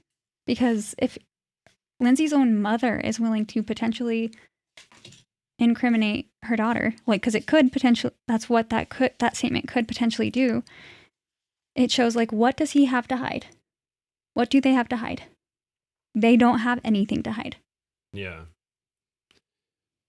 That is very interesting, love, honestly. Oh, you were talking to me about how you think Reddington keeps bringing up these things that almost feel like there's some other plan, like he's working with the prosecution in a way, or the prosecution's working with him more so, because maybe even the prosecution doesn't think that she did it. Yeah, there's been too many moments now where I'm like today even, where prosecution took it upon themselves to introduce new evidence after they rested. There's just been so many times where I'm like, prosecution, it feels like they're kind of incriminating Patrick right now. And I'm like, maybe I just don't know how court works or what. But it's been multiple times where I'm like, are they working together? But obviously that'd be kind of crazy. I don't know. I would love to see what Dr. G has to say about it. But I'm no body language expert, but just from the few clips I've seen of Patrick, as soon as they start asking some hard questions, he gets hella fidgety, very just uncomfortably fidgety while answering. And then as soon as he's done answering, he seems fine. And then they ask another question and he immediately is I'm all fidgety. And I'm not a body language expert, but so that to me, it seems like a tell. Yeah, one of the things that I've picked up on, and obviously I'm not a body language expert either. We need Dr. G here. We do. But in the very beginning, as he, sits down and first starts answering questions, you can tell he's nervous, which anyone would be, right? That's crazy situation to be in. But his nervous tick right away, you can see he kind of pushes. It's an interesting tick. But if you watch day one, you can see it. He kind of pushes out the middle of his, the middle of his bottom lip, specifically. It's kind of weird. But wait, if you look for it, you can see it. Just a second. I want you to go ahead and just do that one more again for the people in the back. No, I didn't do anything. I just pointed to the middle of my lip. I don't know how to do that. Show me what you're talking about here, Kim. I have no idea how to do it. People need to know so they can look for his tell. You look at the video and you try to do it, because I have no idea how he does it. Has Reddington called? Is he going to call what's his face to the stand? Do you think, for the defense, Patrick? No, because he was already on the stand and he already cross-examined him. Yeah, but cross-examination is different than direct. But cross-examination is limited to the scope of what they're directly asking about. Shoot, I don't know. Yeah, direct examination, he can ask whatever questions he wants. I think his witness list is available online, but I don't know. Well, my question really was, has he already, I guess, interrogated? What's the word if you're on the stand? Questioned him, I guess. I don't know. Yeah. Has he already? Not from the prosecution side though. He hasn't called him for the defense. No. Okay. I didn't know that they could do that. But I guess that makes sense. because so the prosecution has rested. Now it's the defense's turn to call their witnesses. So I'm curious if he's going to call him as a witness, because then he'll be able to ask him whatever questions he wants, and then the prosecution has the ability to Dang, I object didn't and know like that. clarify. Yeah, because when he's on cross-examination, it's limited to the scope of what the prosecution is presenting and like what they're talking about. If he starts going outside of that, then the prosecution will be like, start objecting and be like, we're talking about this, we're not talking about that, please stop. So yeah, I'm curious if he's going to call him up. I feel like he would, since he's probably he's the star witness. Yeah, we gotta look up his little nervous tick really quick too. I just want people to see what I'm talking about. That's why I was hoping you would do it. I feel have like no you do a idea, great and it job. could be his tongue. I don't know, but it looks like his lip, like he's pushing Could his be lip his out. tongue. But he has like smaller lips, so You don't maybe have it an is his example? tongue. Let me, because I don't know if Brave is going to find it. Let me see. You just have to look up day 1 of the Lindsay Clancy trial. That's when he's up there. Oh, okay.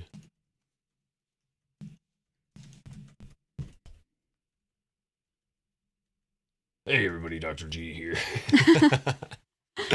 I love Dr. G. I say sup sobers, he says, hey everybody, Dr. G here. And it's just classic. I enjoy it. Day 14, right? You said day 1. Day 1. And Okay, go all the way back to the beginning. See, Abby watching it. Yeah, this girl's memorized all 14 days we're at so far. All the way back to the beginning? Mm-hmm. Well, Okay. not the beginning. Like when Patrick sits down. Because Where I you think at, they have to give Patty boy? opening statements.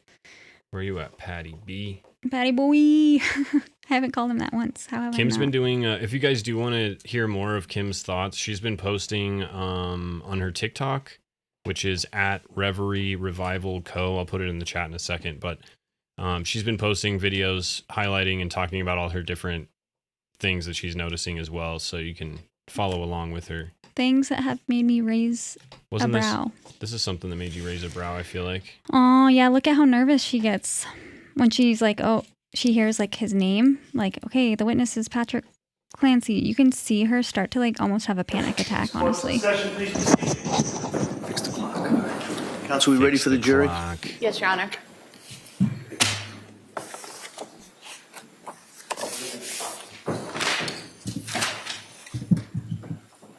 Oh, wait, hang on.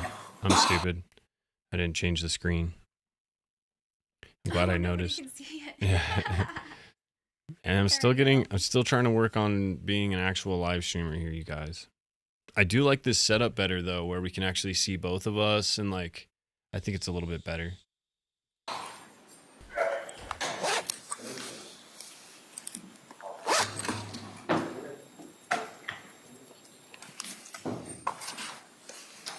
She looks kind of pissed.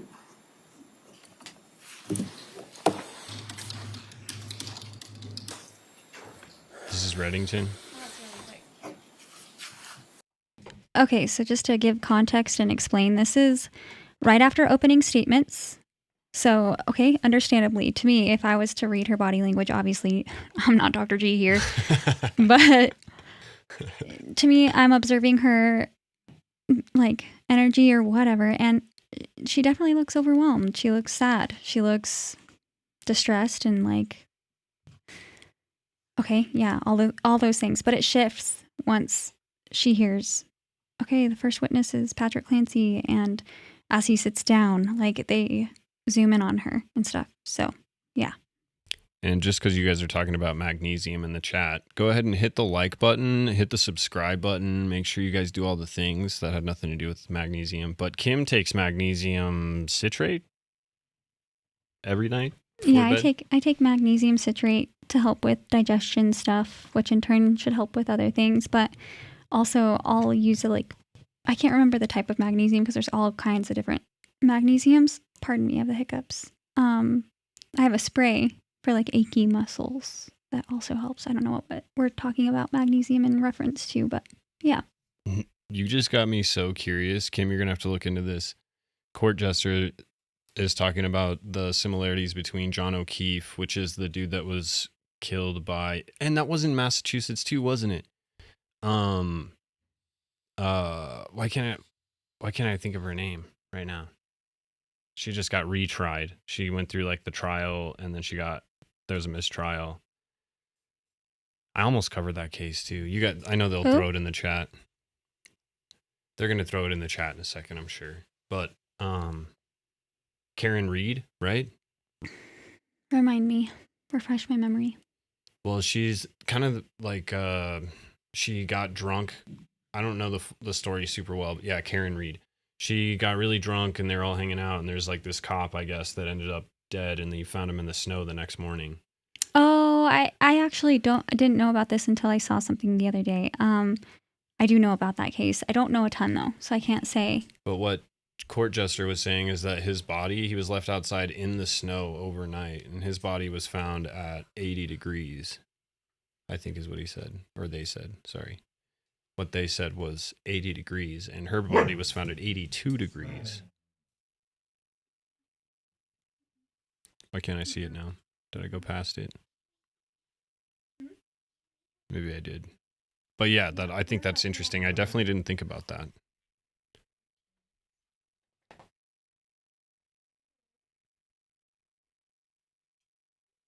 Reddington is Jen McCobb's lawyer. Okay, you should. Jen McCobb helped frame Karen. Damn, yeah, that sounds like a freaking interesting rabbit hole, honestly. You should play it real quick because we got to wrap up soon to get the little guy down. Yeah, fair enough. Yeah, we just want to see this tell anyways, right? So I need to go Okay, so yeah, here. you saw her before. Now,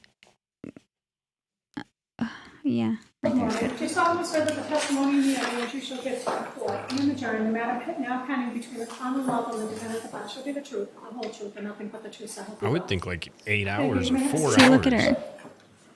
Yeah, she looks heartbroken. I don't All know. right, good She morning, looks sir. terrified. Yeah, I'm going to ask you to speak into that microphone. You can be seated if you like, if you're more comfortable. Okay? Yeah, and they zoomed All right, in calm on her up, please. too. Your Honor. Good morning. Can you please state and spell your name She for the looks record? scared. Yeah, my name's Patrick Clancy. It's Okay, PATRICK now look at his CLANCY. lip, or maybe And it's what his is your tongue. date of birth? You tell me. See, June it's his lip. 15th, 1988. What city do you live in Oh, now? I see what you're saying. New York. And what do you do for a living? I work in tech. How long have you worked in tech? I work in tech.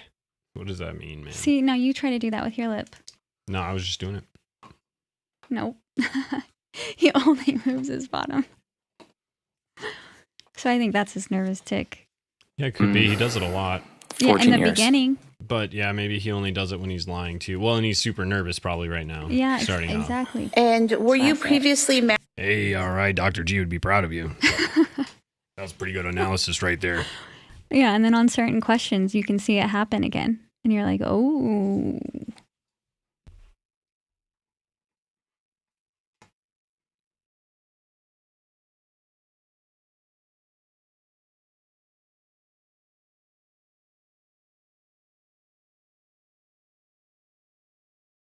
Married to a person named Lindsay Clancy, Yes, and you're divorced now. Is that correct? correct. Why did he like blink and look down and say yes? Like he was sad when she asked that. What did she ask? She said, "Are you married to Lindsay Clancy?" 1988. What city do you live in now? New York. And what do you do for a living? I work in tech. How long have you worked in tech? 14 years. And were you previously married to a person named Lindsay Clancy, Yes, and you're divorced now? Is that correct? correct. Do you see that person in the courtroom today? Yes. Could you point to them and describe something they're wearing? It's not Yeah, necessary. he's not. Pink shirt. Record reflect. See, I just have to He's say, not ticking. that moment right there, that bothered me personally. I was like, ew. Her attorney just said, you don't have to answer that. The judge said, She's okay, wearing yeah. And he said, pink shirt. Ew. Yeah, what? Ew. Yeah, let's get the replay here. Let's see an instant replay. I don't know why that feels icky. Do you see that person in the courtroom today? Yes. Could you point to them and describe something they're wearing? It's not necessary. She's wearing a pink shirt. Record reflect the identification of the defendant.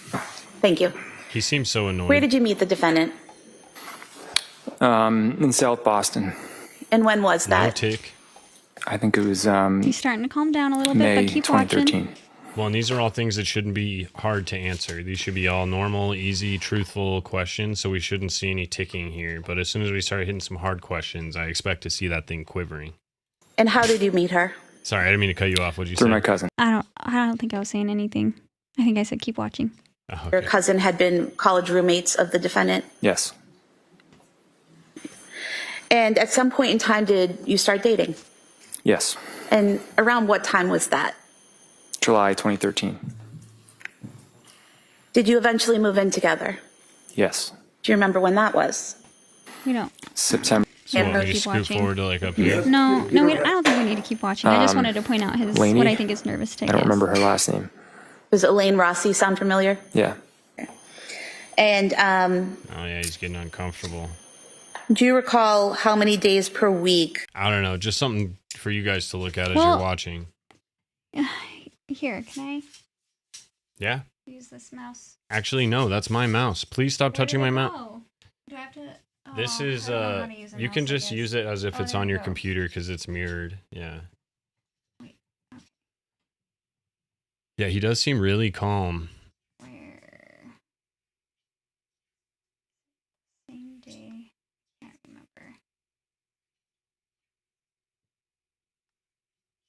No, it's not. Wait, is it? Yeah. Okay. Do me a flavor. Pull up day 2 because that's one of my favorite pieces of the trial where Reddington. It's one of my favorite pieces of the trial.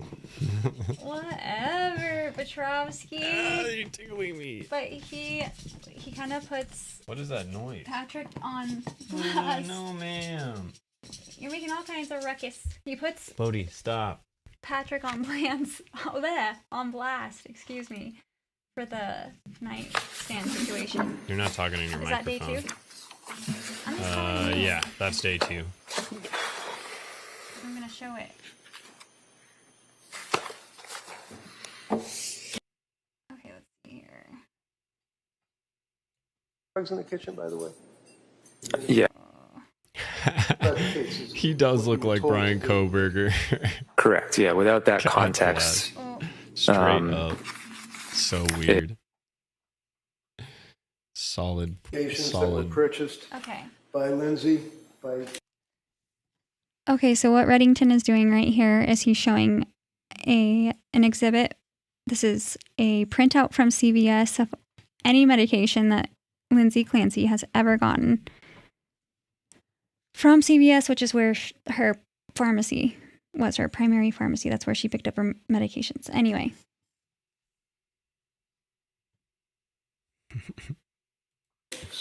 prescription Yeah, Kim's from so the flirty. physicians that she had seen during that period of time, correct? Correct. And you indicated yesterday that the police had seized a number of pill bottles, and then you also had a number of pill bottles. Is Look that at his right? What up, face. Danielle? Right. That's not funny, but I mean, And okay. the pill bottles that you had, do you recall? If I'm channeling Dr. G here, he looks like surprised, caught off guard that Reddington's going into this stuff. Yeah. Mm-hmm. You can hit the space bar on your thing. It should. Oh, hit. it'll work? Yeah, it should. What are the circumstances that you had them in a bag in your car? In your car. The reason I had them in a bag Sidebar. is because sometimes a provider would adjust medications. So, for example, I do remember Lindsay had a prescription of Ativan, and then a few days later they wanted to increase the dosage because it wasn't effective. So what they would do is they would say, give that old prescription to your husband, he'll discard it, and then continue taking from the new prescription. Yeah, right.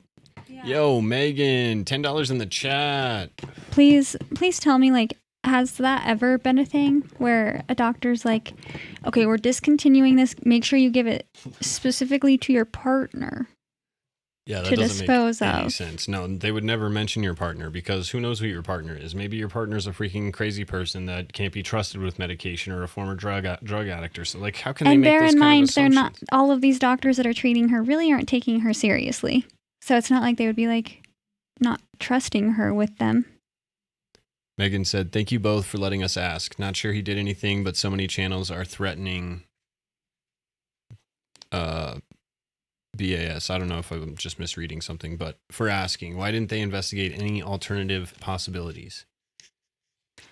Maybe she just meant threatening us for asking. But yeah, no, I agree. Everybody's like, I don't know. There's just, I think that generally speaking, there's a lot of misunderstandings what about I've told Kim what's going on in this case. Is that I know nothing about this case, but I see thumbnails fly past down my screen all day long, and everybody's got the same feeling that something's off here, whether it's Patrick being involved or just something not adding up, you know? And it feels like even the lawyers are hip to it. Like they're trying to show us something, but they can't do it just by directly coming out and saying it. They have to kind of like show evidence to highlight what's going on. I don't know. Go ahead. Sorry, I didn't want to. No, you're fine. I just want to say, I think that it's important to note that Lindsay's attorney has always been using the strategy, the argument of the insanity defense. Okay? So if he was to, let's theorize for a second. If he was to go off kilter, sidebar, if he was to go off that track and start like seriously saying that implying, I guess, making serious implications that he thinks it's Patrick, then he's discrediting his own argument. That that's true. Yeah, that she's guilty by reason of insanity. Yeah. Okay. So, but what you're watching play out is, and you're seeing happen, is that Reddington is very intentional in every single question that he asks, everything that he does, and he's building this story, showing things, he's unearthing things just by way of his questions and the evidence that he presents. So that's, I think, why so many people are like thinking like, oh, it's impossible for her to get off. Like she's either in a mental hospital or a prison.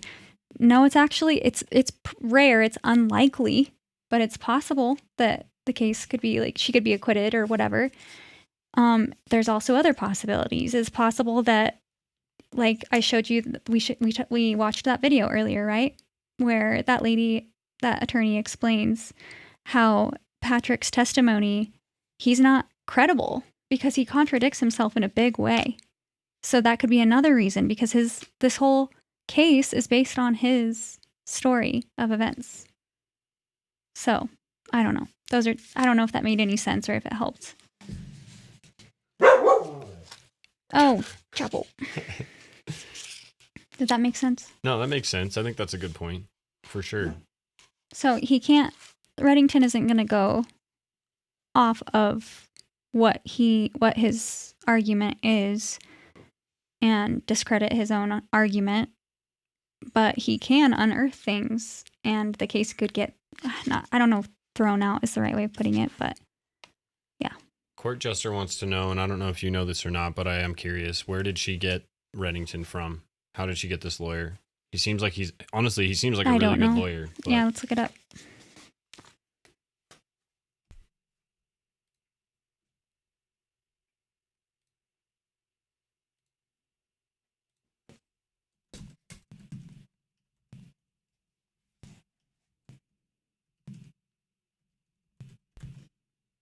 Reddington. What a freaking baller name. He's the coolest attorney I've ever seen. He's a veteran defense attorney. 1 month after the killings, notes that he is renowned and has a long history of handling it says that cases through standard legal representation channels. Well, yeah, I mean, so like she just hired him as an attorney, is what it means. So is he even getting paid? I'm sure he's getting paid. I mean, it sounds like he's a public defender essentially for her. I mean, no, it says that he's a veteran Massachusetts defense attorney, and he has a long history of handling high-profile cases. So I don't think he's just your public defender.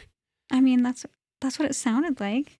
Public defenders are like newbies in law, or people who, I don't know, really just love defending people who have no money and like need a public defender because there's people that need. So they probably were just given a list, and her parents probably looked into it and just were like, this guy sounds good, and like met with him. Honestly, public defenders are the best humans on the planet. I can't imagine doing that job, and they're so overworked. Watching it when I was in court all the time, watching that happen was crazy.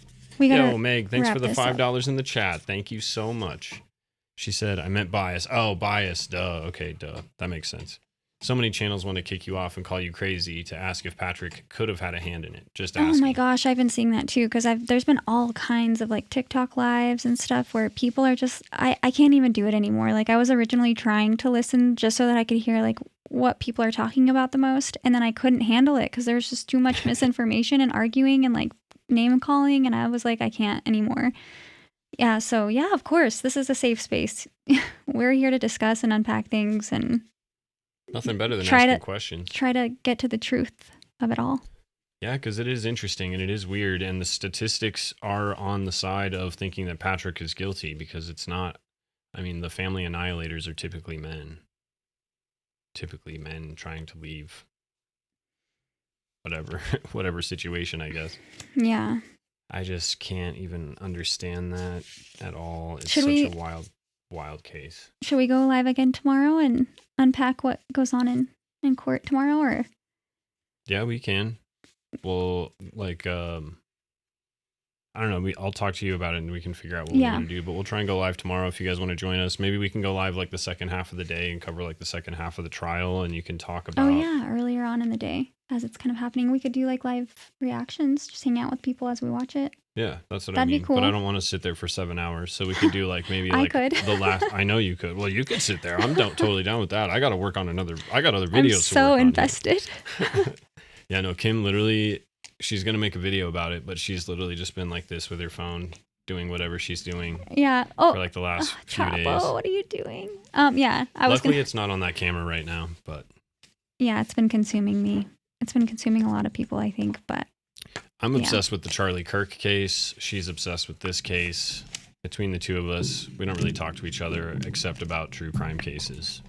Thanks for hanging out with us, guys. I've missed you guys so much. It's been way too long, and I was starting to miss it a lot. I was like, man, I miss going live and just hanging out with you guys, chatting about stuff that's not like so structured. The videos I make are so structured, and it's just me sitting in my basement alone, just talking to my phone. You make it sound so sad.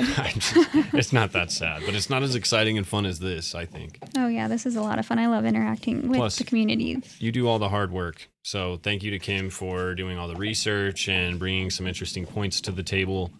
And if anything, you've raised a lot of reasonable doubt in my mind. So if it's reasonable doubt that her conviction rests on, then I think that her lawyer has done a great job of doing that. And this isn't even the half of it, because I was like, I was sitting and I was like, what direction do I take? Do I talk about all the theories? Do I talk about all the things that have caused me to have questions? This is literally this much in. Like, yeah, Kim has so much. It's a lot. You're not alone if Lulu's there. That's so true. Lulu, he's right. It's so true. You're always with me. Oh, woo woo. Yeah, she's so cute. She's always in the back. But yeah, Celeste and David is definitely one of those rabbit holes. I started on that one and then I got sidetracked because all the Tyler Robinson stuff. I'm gonna put the boy down. I love you guys. Have a good night. Sleep safe. Reckless Ben for sure.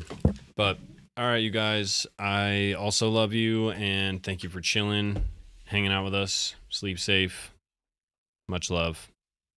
And yeah, tune in tomorrow. I'll try and get it up and actually scheduled this time because that should help you know when it's going to happen. But anyways, you guys are awesome and we'll catch you probably tomorrow. Good night.